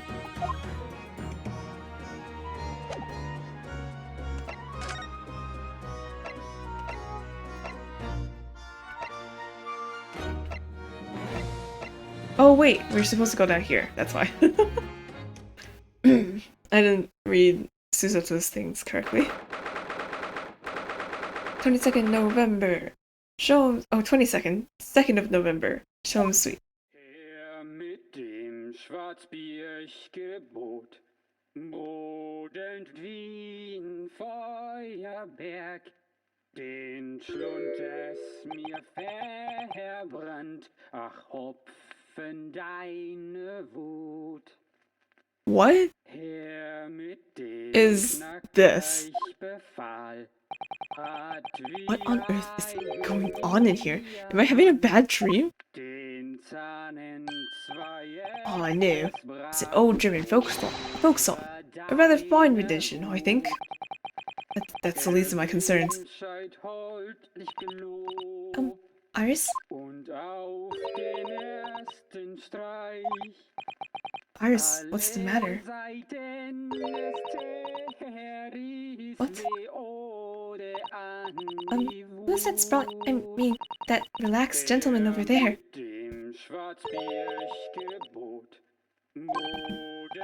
Iris? Is she even listening? Excuse me, sir! I do apologize for troubling you whilst you are singing so merrily, but would you be kind enough to explain the situation? Isn't that Professor Mikotoba? Is he okay? What? Why is he like that? Well, that worked. A prudent gentleman and a mute young girl. A rather tantalizing juxtaposition. And one that appears to have incited the gods of deduction within me to find their voices too. Oh, Mr. Sholmes, do you mean... The strains of reasoning within me are playing now as a delightful duet. One melody, scenes of a reunion full of nostalgia. Whilst the other is a morose theme about the great secret you are trying so desperately to conceal, Iris. She's turned as white as a sheet. So, as usual, you've instantly seen to the very heart of the matter. By the time my own brief performance is over, I feel sure this gentleman's song will reach its finale. So then, to Music Land, where all the sweetness and delicacy and harmony. Pray, do enjoy Sherlock Sholmes' latest Logic and Reasoning Spectacular! Oh cool, we are gonna have one of these. Of course you need one of these. Wow, and it's without his cape and everything. Cool. Man's identity. Firstly, we consider the gentleman's nationality. Clearly he is a German with no grasp of the English language. As evidenced by the Germanic song he sings, and his apparent inability to understand when asked to desist. So, why is the man here at all, and in such apparently high spirits? And the answer, of course, Iris, is clearly known to you. Indeed, we need only follow the gaze of those bright young eyes to unravel that particular part of this mystery. reason for the man's mildly irritating warbling is revealed by the herbal tea. You obviously offered our Germanic guest a cup of your latest herbal blend. The tea's delectable flavor has made the man's spirit soar. It resulted in this jovial ditty tumbling incense. What? It resulted in this joyful ditty tumbling insistently from his lips.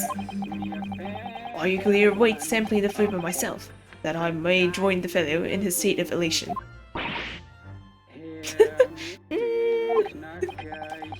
Now to the next question.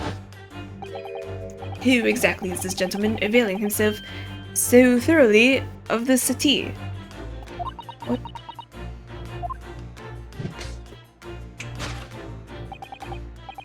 As it happens, a number of years ago now, a certain gentleman of German origin engaged my services in solving a particular delicate case. He required the retrieval of letters once sent to an acquaintance that might have proved problematic. In order to conceal his noble identity, he also arrived at my office in a mask. The gentleman's name was Wilhelm Gottfried Sigmund von Ormstein. Don't tell me this is the dad of that one rich boy. The King of Germany. Maybe it is. If my memory serves, the mask worn by this gentleman is identical. What? Yes, there can be no question. That mask belongs to the King of Germany. It appeared that His Majesty remembers the fine service I afforded him, and has decided to show his face again, mask and all, in order to express his gratitude. A well-mannered monarch indeed, wouldn't you agree, my dear fellow? So, the identity of this masked visitor is in fact my former client, the King of Germany. Indeed, his son is currently in London as well, enjoying the wonders of the Great Exhibition. Yeah, it is. Oh boy. Girls, silence. Which leaves us with one remaining imponderable. Yes, you, Yon Iris. But your apparently inexplicable silence is unable to hide the truth. Yes, the reason for your muteness is concealed inside that knapsack. A £5 note, I believe. I must say, as your compatriot, I'm deeply saddened. It would appear that you have allowed yourself to be bribed into silence by His Royal Highness, earning yourself some spending money in exchange for keeping quiet about the King's secret. She's like, what the hell? And now, the final piece of the puzzle. What is the secret you strive to hide with your silence, Iris? Ah yes, we need only follow that brief involuntary twitch of your eyes to find the answer. You were attempting to abscond with that coffee cup. My favorite coffee cup, in fact. Or should I say, the handle of my favorite coffee cup. It appears that His High-Spirited Highness broke it in the midst of his hijinks. Which leads us to the sad truth. My favorite coffee cup has been broken by the King of Germany, and IRC tried to conceal it from me. I shall have a bill sent via governmental channels to the German royal family for its replacement. What? Hide the coffee cup. Oh my god. Thus concludes Herlock Sholmes' great deduction of this painful puzzle. Her mit dem Schwarzbiergebot, Brot entfliehen, Feuerwerk, den Schlund What? With your silence as well, the fellow's jovial warbling rather rings in the ears, does it not? Mrs. Sholmes? I must say something. This rather trouble me. Oh, pray, Miss Susato, do tell! His Royal Highness doesn't appear to have moved a muscle since we arrived. Oh. And you haven't said a word either, Iris. If Mr. Sholmes has it all right, you might as well own up to it now.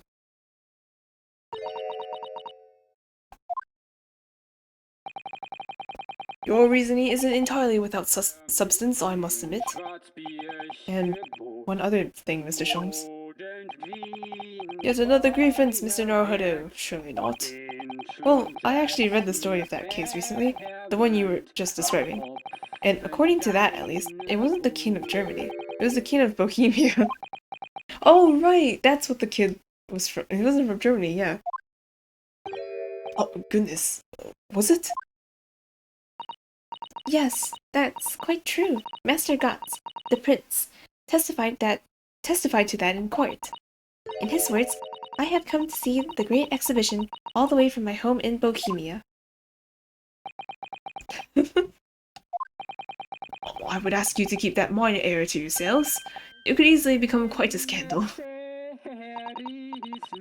I believe, Mr. Naruhodo, that it is our turn now to make some corrections to a number of minor errors that might have slipped in. Yes, even Mr. Sholmes is willing to admit he might be slightly wide of the mark this time. Although it's clear that Iris is definitely hiding something. We need to find the truth behind this mysterious scene. Does Susato not recognize that it's her dad? I'm really worried, like, is he okay? But one truth is incontrovertible. My favorite coffee cup is no more. So, shall we embark again? On a joint presentation of Herlock Sholmes' Logic and Reasoning Spectacular.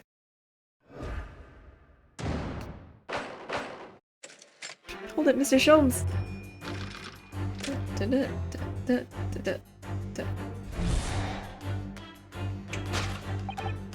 Firstly, we consider the gentleman's nationality. Clearly he is a German with no grasp of the English language. As evidenced by the Germanic song he sings and his apparent inability to understand what his master says. So, why is the man here at all, and in such apparently high spirits? The answer, of course, Iris, is clearly known to you. Indeed, we only need to follow the gaze of those bright young eyes to unravel the particular part of this mystery. The reason for the man's mildly irritating warbling is revealed by the herbal tea. Okay, so what? It's some mix of herbs that gives you the urge to sing? Goodness, I should like to try some. And I'd like to hear you sing, but this man... Just how long does he intend to keep up with that tune, do you suppose? As I said, he's been stock still the entire time. And if you look closely, his lips aren't moving either. Ah, so I'm not sure what's actually responsible for the spirited singing. But I suspect the answer lies at the end of Iris's gaze. His crotch. Oh, sorry. Mask.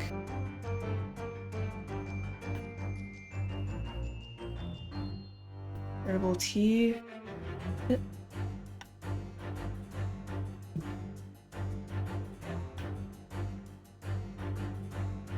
Oh, the gramophone, right? Wait, this is... It's a gramophone. It's still rarely seen in our own country. Yeah. The sound certainly appears to be coming from the horn. But machine singing? That can't be right. Science and technology are changing the world rapidly, Mr. Naruhodo. What's right is changing too. Ugh, it's too much for my brain. Well, at least we found our answer. Oop. Take that!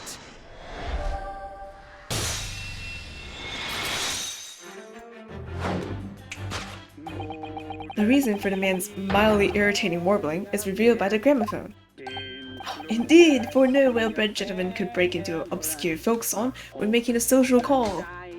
In other words, this gentleman isn't singing at all. In fact, it would appear that the fellow is unconscious.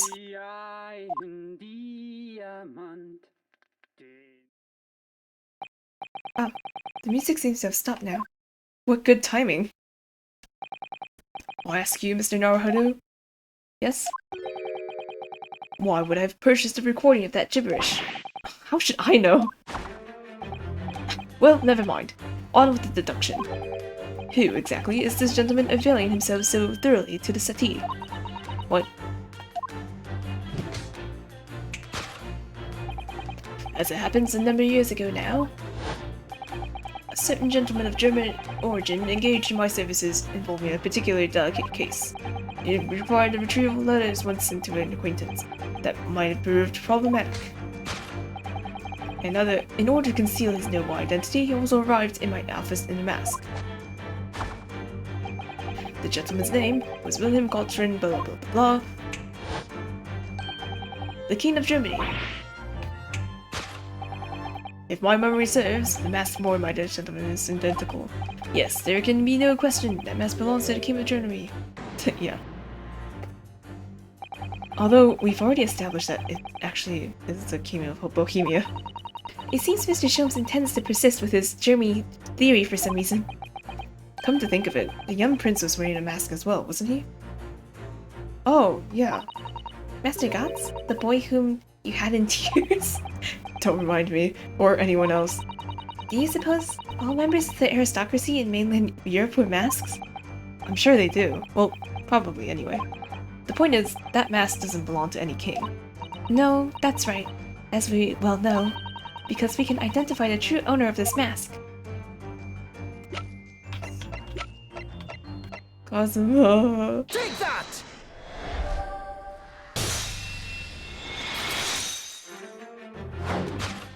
Yes, there can be no question. The mask belongs to Kazuma Asagi. In other words, my memory is sublimely unreliable. Only you could try to make that sound positive. Kazuma's mask has been languishing on this metal chest for several days, though that doesn't explain why the gentleman is wearing it now. But it is now a simple matter to determine our guest's true identity. After all, the gentleman is unconscious. We need only excuse ourselves in advance, gently lift the mask, and peer beneath it. Yeah. I don't believe it.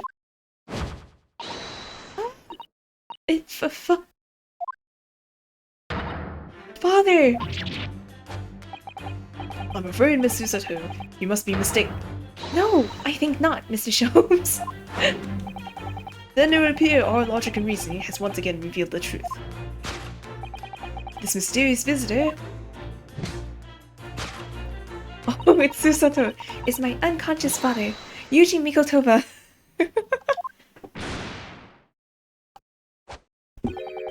Logic and reasoning? Or just looking and saying, yeah, we could have just taken the mask off and we'd have known.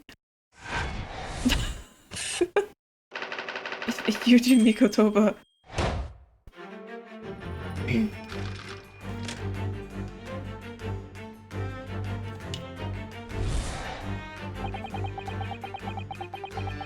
Which leaves us with one remaining imponderable. Yes, you and Iris. But your apparently inexplicable silence is unable to hide the truth. Yes, the reason for your muteness is concealed inside that knapsack. So that's a £5 note poking out of Iris's knapsack, is it? Oh dear, I can't be sure. Most money that we encounter is in coin form. I know, I'm not even sure we've seen any banknotes here in Britain at all, have we? But anyway, Father would never have paid money for Iris's silence. He certainly seems like the silent type himself, though, judging by his present state. There must be some other reason for Iris' silence, I suppose. Perhaps what Iris is trying so hard not to give away with her eyes is something entirely different.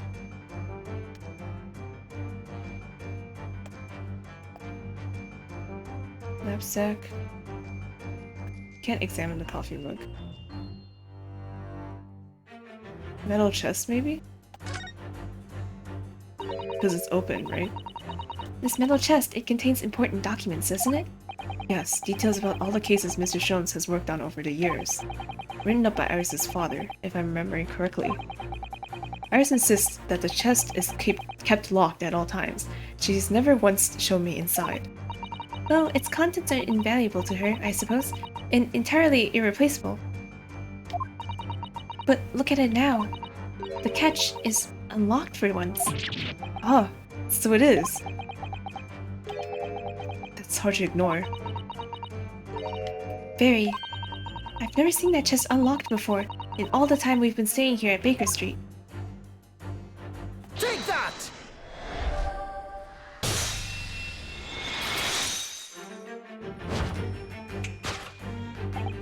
Yes, the reason for your muteness is concealed inside that metal chest.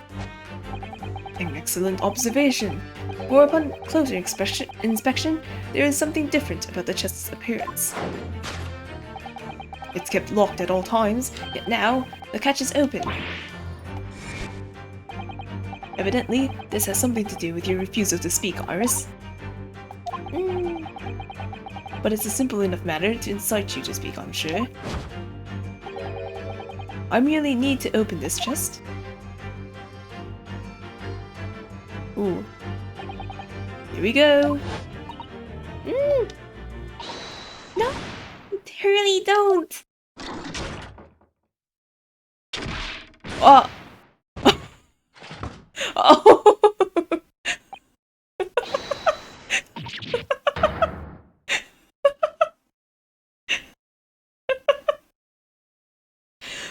That's why he's dead. Oh my god. Oh. Never! Oh, Curly, I told you not to open it. So you found your voice now, Iris? Ah, we're still going? In other words, what just happened clearly reveals the truth here. Yes, the real reason for your silence until now is... This is somewhat different to the usual dance of deduction you perform with Mrs. Shelms, isn't it? Well, yeah, because he's flopped. Well, he's left me alone on the ballroom floor, so I'm going to dance this next part solo. Anyway, I need to get to the bottom of this for my own peace of mind. Now then, Iris isn't usually the silent type, so... You mean you don't actually know the answer yet, despite that knowing point of the finger before? Miss Susato, sometimes a man needs to point his finger first and think later. Oh, well, if you say so. I think we better examine Iris more closely and try to rescue the situation then. Real reason for your Iris. Alright, so... the little keychain on her knapsack with the bunny Sherlock Holmes and Bear Iris. It's still there. Oh, it's so cute. Why don't they sell them? Oh hey, there's a key.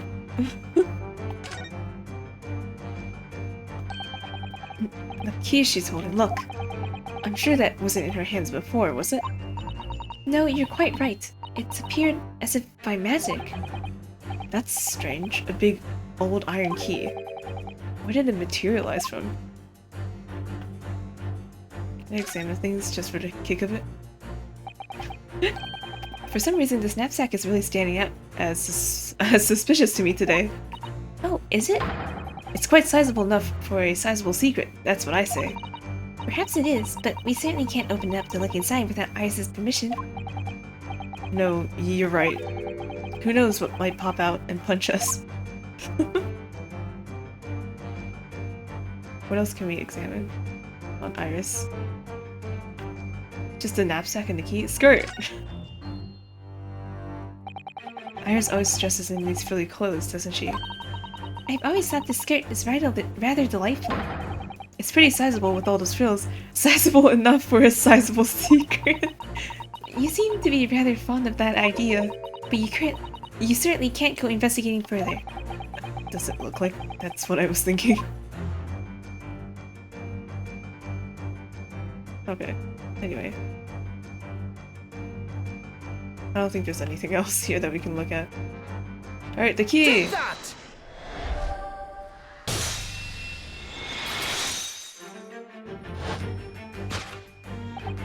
Yes, the real reason for your silence until now is that key behind your back. Ah. When Mr. Sholmes was thrown into the air before,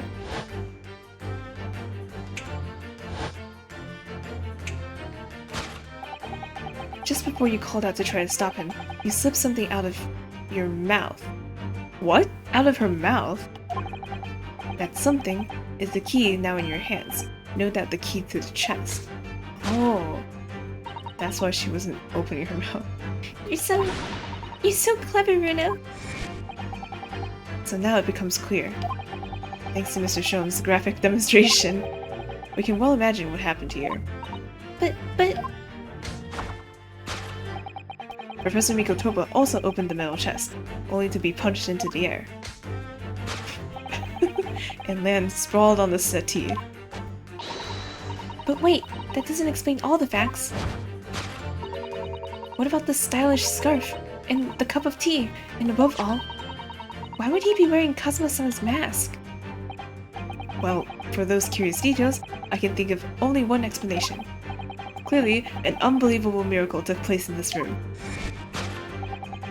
Isn't that right, Iris?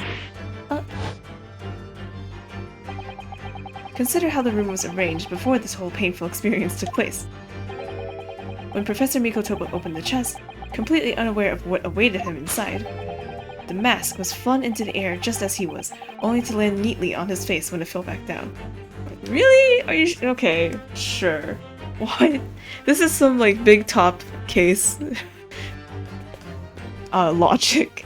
Ah yes, the cape with flowers hooked onto the bust, and that's how Max Galactica flew up into the sky. And the teacup's journey through the air ended when it caught on the unconscious professor's finger.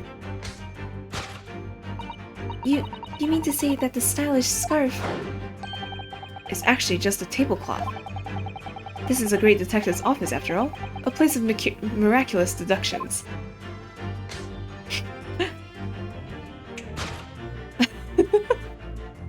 Aww! Would you expect anything less? This is so cute.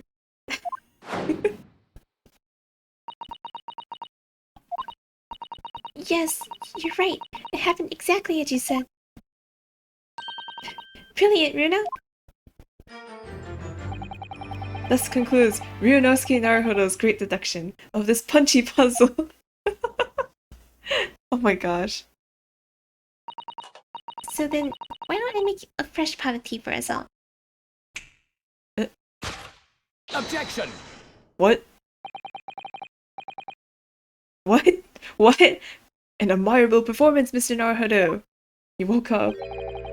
But the final act of the show is here. You rather missed everything of importance. What? Mr. Sholmes? If you would cast your mind back to my earlier deduction... Iris, clearly you're hiding a great secret. Oh, right. She is? From the look on her face. Mr. Sholmes must be right. Whatever that great secret is, the cat isn't out of the bag yet. So, I put it to you again. You were attempting to abscond with that coffee cup. It really is a shame about Mr. Sholmes' cup. It must have been smashed. It must have been smashed when Professor Mikotopa opened the chest. Oh dear. So many things seem to have been broken here. But now that the deduction has taken a different direction, Iris doesn't seem to be trying to hide the broken cup anymore. In other words, her great secret is something else. Let's put our observational skills to work here, one final time then. It's not the coffee cup. Knapsack.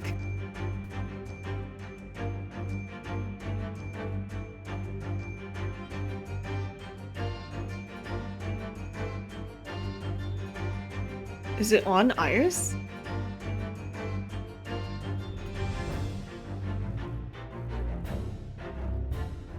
What else could it be on Iris? The knapsack? The skirt?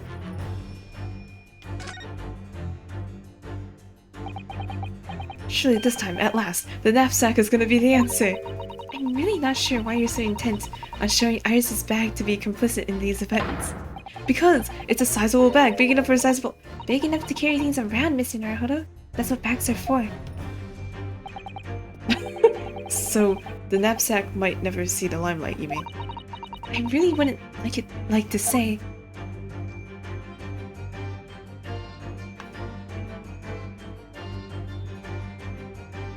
It's cool we kind of get a 3D of the room-ish. Unfortunately, I don't know. What?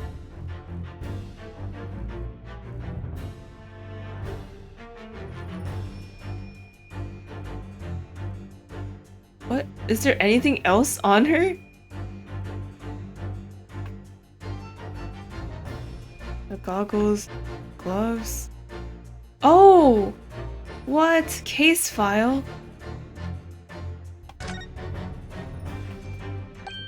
Oh, look!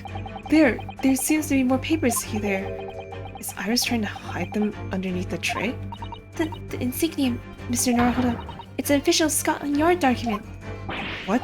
But why would Iris have... We must ask her. Oh, we must ask her. An official Scotland Yard document. Take that!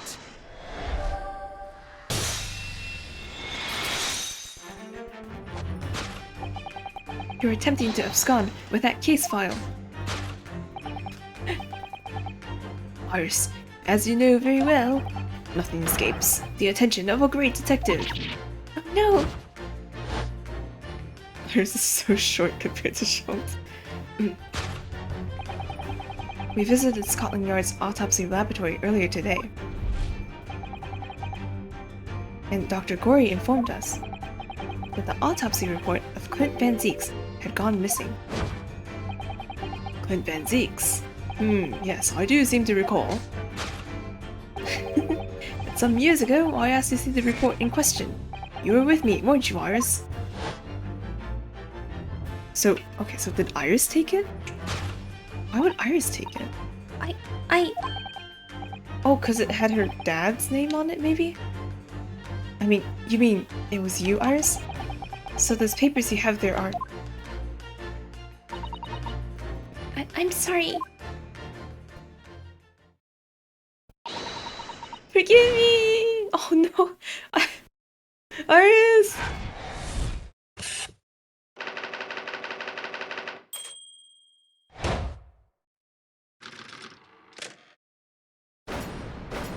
Deduction complete. Elementary!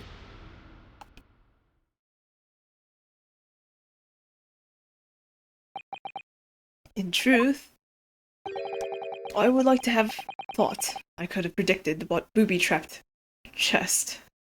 But it caught me completely off guard. I was very nearly the late consulting detective Herlock Jones. I'm sorry, Hurley. So you mean this autopsy report really is... Yes, I took it from the lab, even though I knew it was very important. Was there something in it that troubled you, Iris? Not exactly something that troubled me. Something I've been looking for. When I saw this report, when I saw the writing in it, I knew it was Daddy's. The writing? Your father's writing? What do you really mean?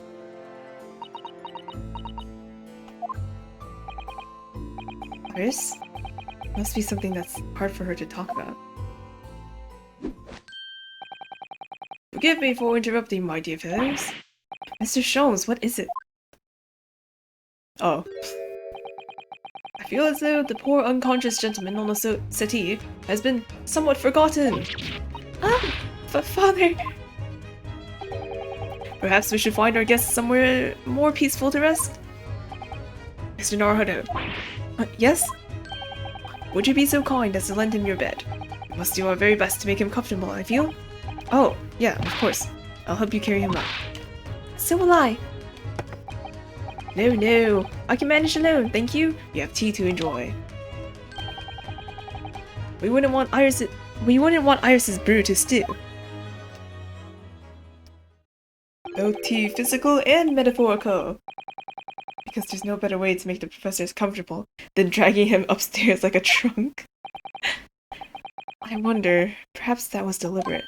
Maybe Mr. Sholmes is making himself scarce to give Iris the chance to talk more freely. Oh. We must use this opportunity to talk with Iris. And find out what's going on. Okay, Iris. Your daddy! Would you like to tell us about it, Iris? About your father? I'm sure I told you before, didn't I? That Daddy used to be Hurley's partner. Yes, and the notes all about the cases they solved together are kept inside that metal chest. That's right, Hurley told me, you see? He said that Daddy is somewhere far away now, so we can't meet. That's one way of describing it. Then, when I secretly unlocked the chest and read through the papers inside, I started to build up a picture in my head of what Daddy must be like. Well, that's only natural. You're just like any other girl of your age. I read that Daddy was a professor of medical science, so I studied and took my degree too. Well, that's only natural, I suppose. In that respect, you're not quite like any other girl of your age, though. But there was one thing that I could never find out. Daddy's name. Oh. So it's not John H. Wilson. We just know it's... quote, Wilson is the last name. Ah. His name wasn't anywhere on... Wait, no, it was. Wait, I don't know, you know what, whatever. No, wait. Wait, maybe it's not then. Oh, so... Okay, well, I'll shut up.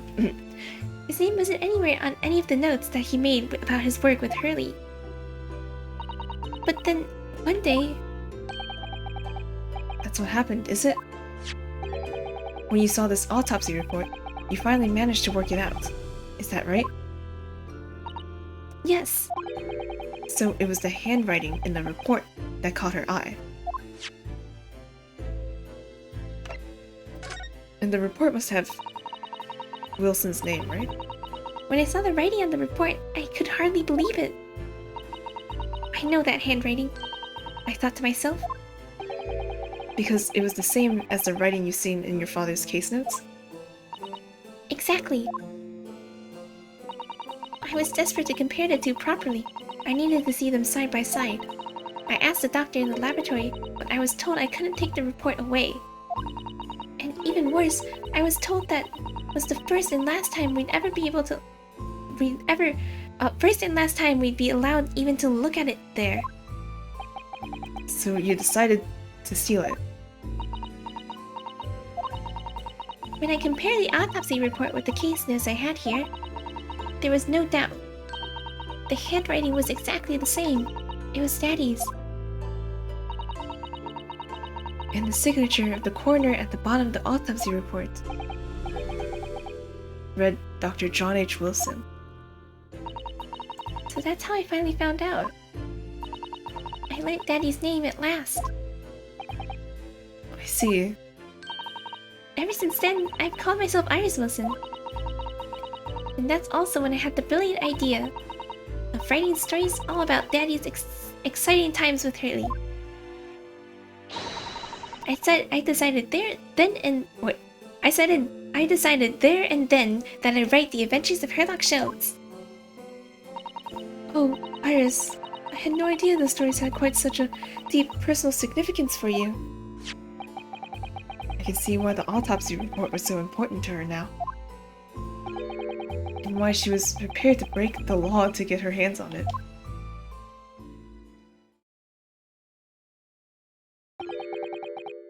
Must apologize, Iris. This is really all my fault. Hurley? I made a promise, you see? That until the time was right, I'd keep the details about your father a secret. I know, I've been very naughty. I'll take the autopsy report back to Dr. Gory and apologize, I promise. Yes, we'll go together, I think. Then let me look after it for you until we get there.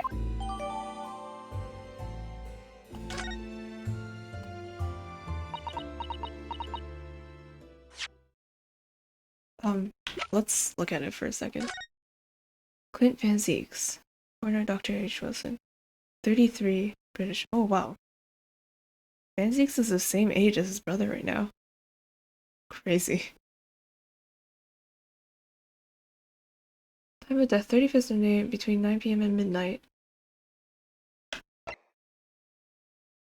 Death from a single stab wound to the heart? I thought it was because of dogs. What? Other superficial external wounds indicative of a duel.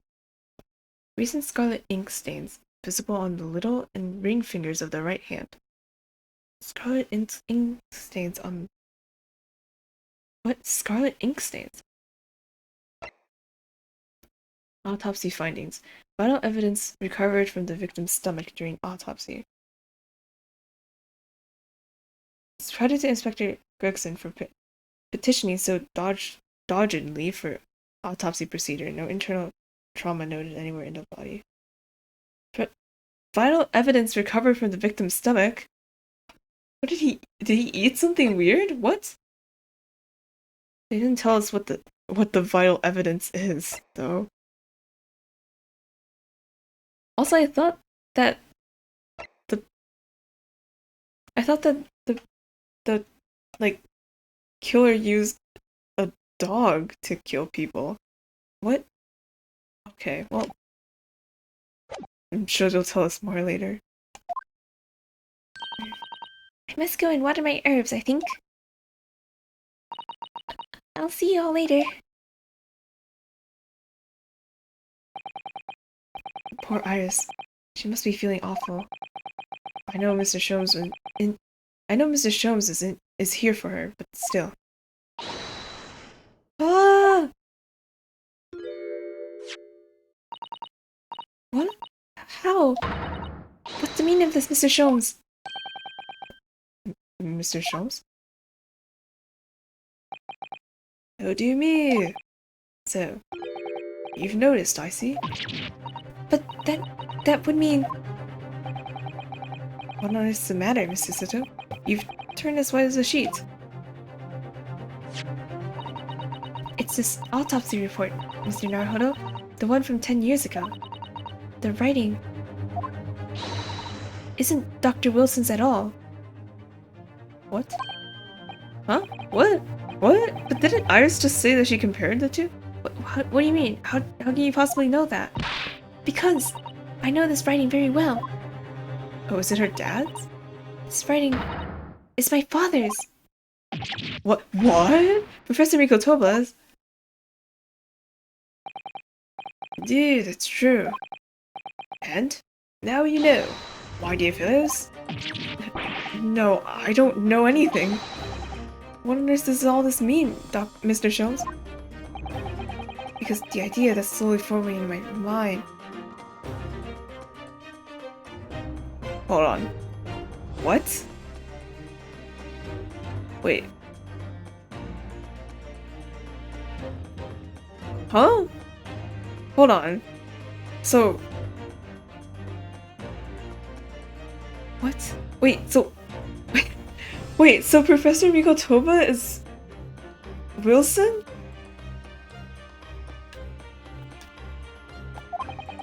It's just too extraordinary to believe. Please, you have to explain. Oh my god, bro. So, this autopsy report was actually penned by Professor Mikotoba then? But that makes no sense. It's not possible, surely. Not possible, my dear fellow. Pray. Take a deep breath and think again. Yes, you're right.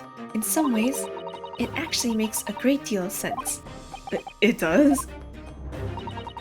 10 years ago is when Father returned to Japan after his extended study tour in Britain. And prior to his return, where was Dr. Mikotoba engaged? Oh, of course. He was an assistant in Dr. Wilson's laboratory, learning about forensic science.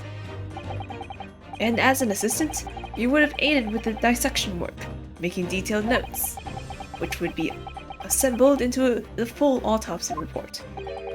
Once the work was complete, the head coroner would check the contents and put his signature on the document. Oh, right, so the head coroner wouldn't be the person who's actually writing it. In other words, the only writing of Dr. Wilson's in the report would be his signature at the end. I see. So Iris got the wrong end of the stick, you mean? She saw that and assumed the whole report had been written by Dr. John H. Wilson. Which is very understandable, of course. What a complicated situation. Yeah. So that means Sherlock's partner was Professor Mikotoba? Thinking about it, most of what we know about you, Mr. Sholmes, comes from the published stories of your exploits. Wait, that means that would explain why he has the quote-unquote Hound of the Baskervilles in his office, right? Back in Japan. That's like, has the same title and everything. Yo, what? Oh my god. Okay. Most of what we know about you, Mr. Sholmes, comes from the published stories of your exploits. Yes, The Adventures of Sherlock Sholmes, written by Iris. And we really have no way of knowing what's fact and what's fiction. Most troubling for you, my dear fellow, I'm sure. So, what about this supposed partner of yours? Did he really exist or not? Ah, you've come straight to the point, I see. And please come straight to the answer. I believe Iris explained it in one of her installments. He was a trusted comrade, and the only person I could truly have called a friend. And did this partner of yours truly make a record of all your cases? Are his notes really stored inside that metal chest? Absolutely, my dear madam. Absolutely. So, where's your partner now? We rarely meet. You see, he lives on the other side of the world. Oh my god. But if this autopsy report and the records of all your old cases are penned by the same hand, and if the autopsy report was written, though not signed, by your famous partner, that would be only one. There would only be one logical conclusion. Bray, impress me! Your partner would have to be Yuji Mikotoba. In other words, Miss Susato's father. Upon my word, Mr. Naruhodo. Yes? You are coming along wonderfully. You have hit upon the method. Hit upon the method at last. You finally grasped the art of deduction. You mean to say... Allow me to introduce you. To my great friend and partner, Mikotoba. Professor Mikotoba?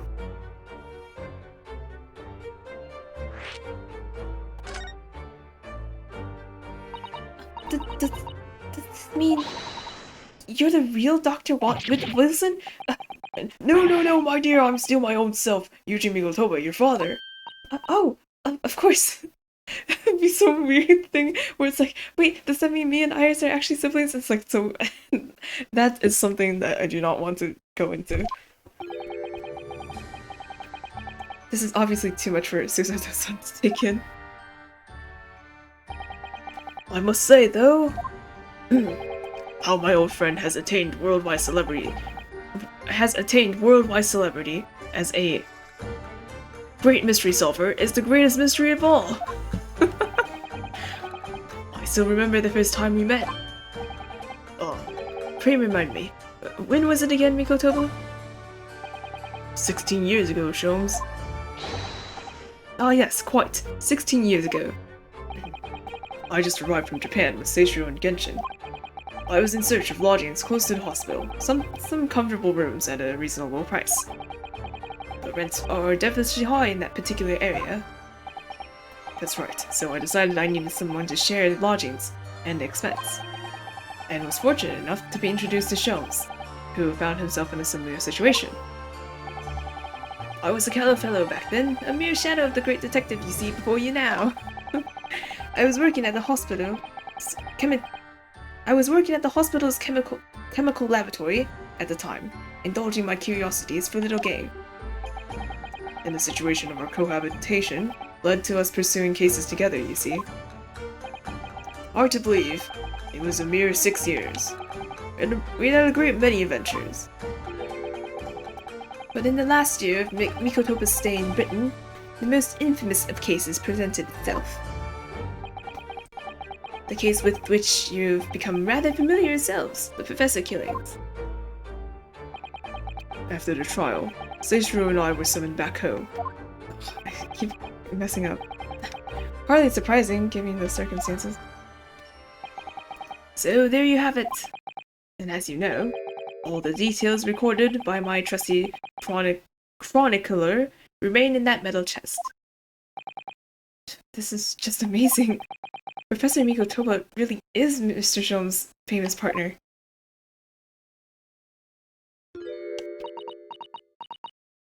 Oh boy. Father, Oh goodness, my dear. What a cutting luck. as your daughter, I'm very proud to learn that you were the great detective's great partner. But nevertheless, there's another mystery that I really must ask you to explain now. And that is? You know very well what it is. The unresolved matter of Iris's father. Oh, of course, I've almost forgotten about that one. Well, I should have seen this coming, I suppose.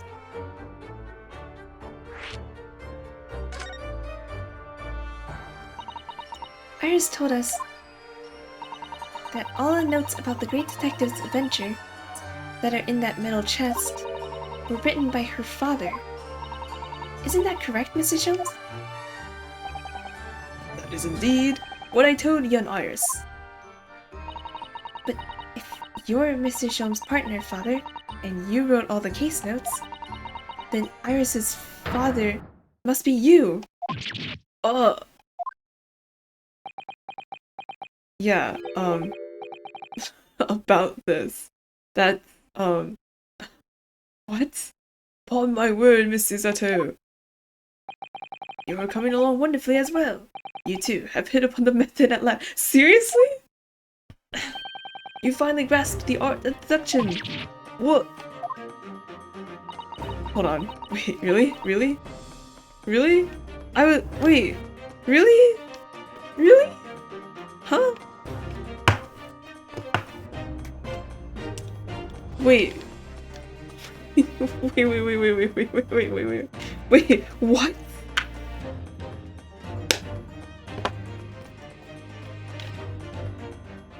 Huh? What? Wait, what? Okay. What you've always told me, father, is that my mother died when I was born 16 years ago. And you left me in grandmother's care whilst you embarked on your study tour of Britain. And I've always accepted that. But all this about Iris. Oh, there it is. Susan the Sun's ice cold stare. Oh, no, now hold on a minute. It was very complicated. I mean, it's really not what you think. Then perhaps you'd like to explain exactly what it is? There it is. Now the ice go from ice cold to red hot just before she... No, really! You've got the wrong end of the stick. Sholmes, say something, man.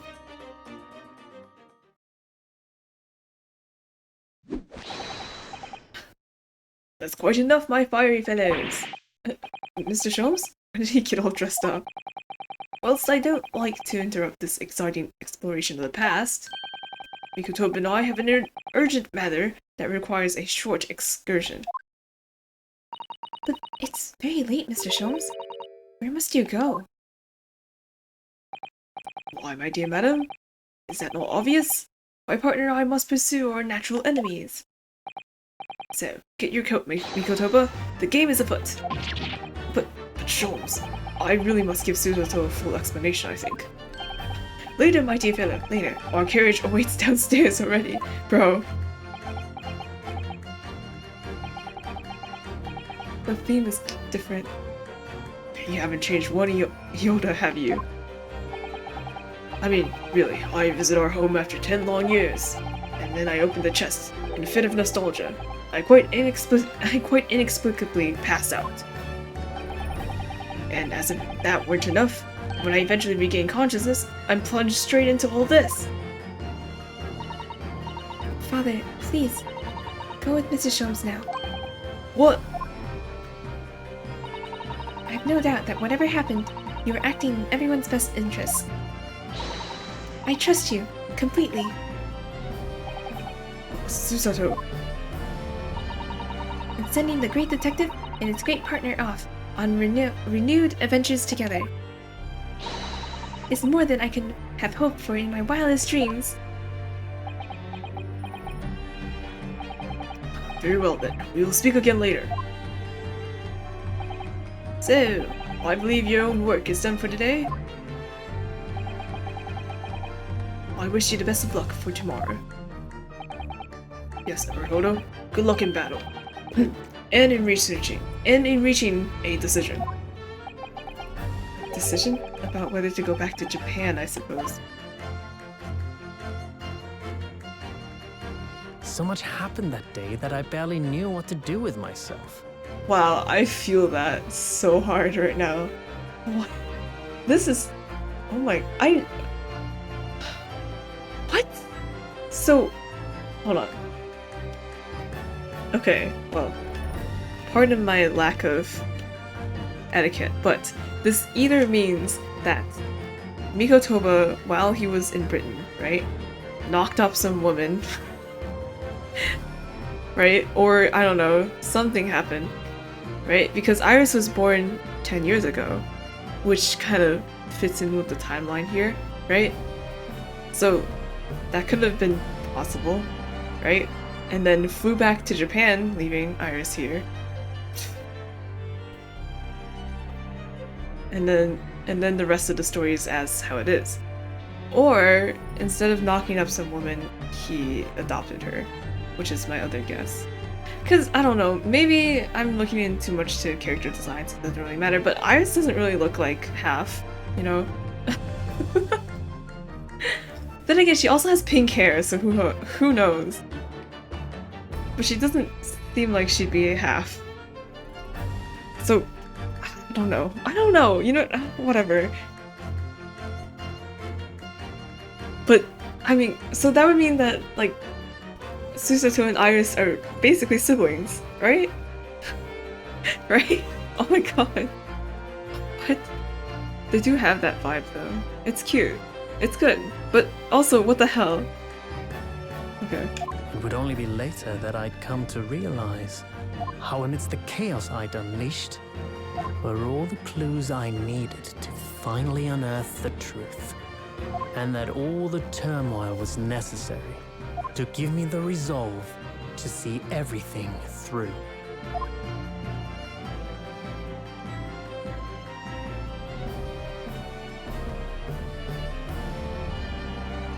What, Ed?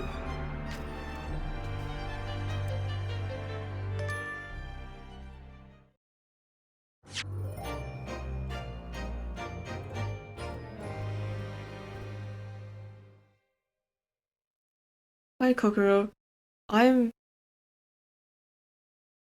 My head is... It's wild. It's wild. I didn't realize this was gonna be the end. I thought there was gonna be another trial. But it ended after the investigation. Yeah.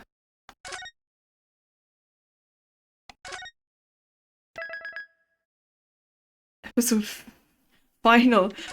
What? Okay. I'm gonna go eat because I haven't eaten all day. Which is not good. So, and then, I don't know, come back and stream the rest? Like, what? Oh, hi, hey, Sunny Boy, thank you to follow. I'm incredibly confused, but I'll be back to become less confused. But I'll end it right now, so see you in a bit, maybe? I don't know. I'm so confused and I need to know the answer. Ah! Ah!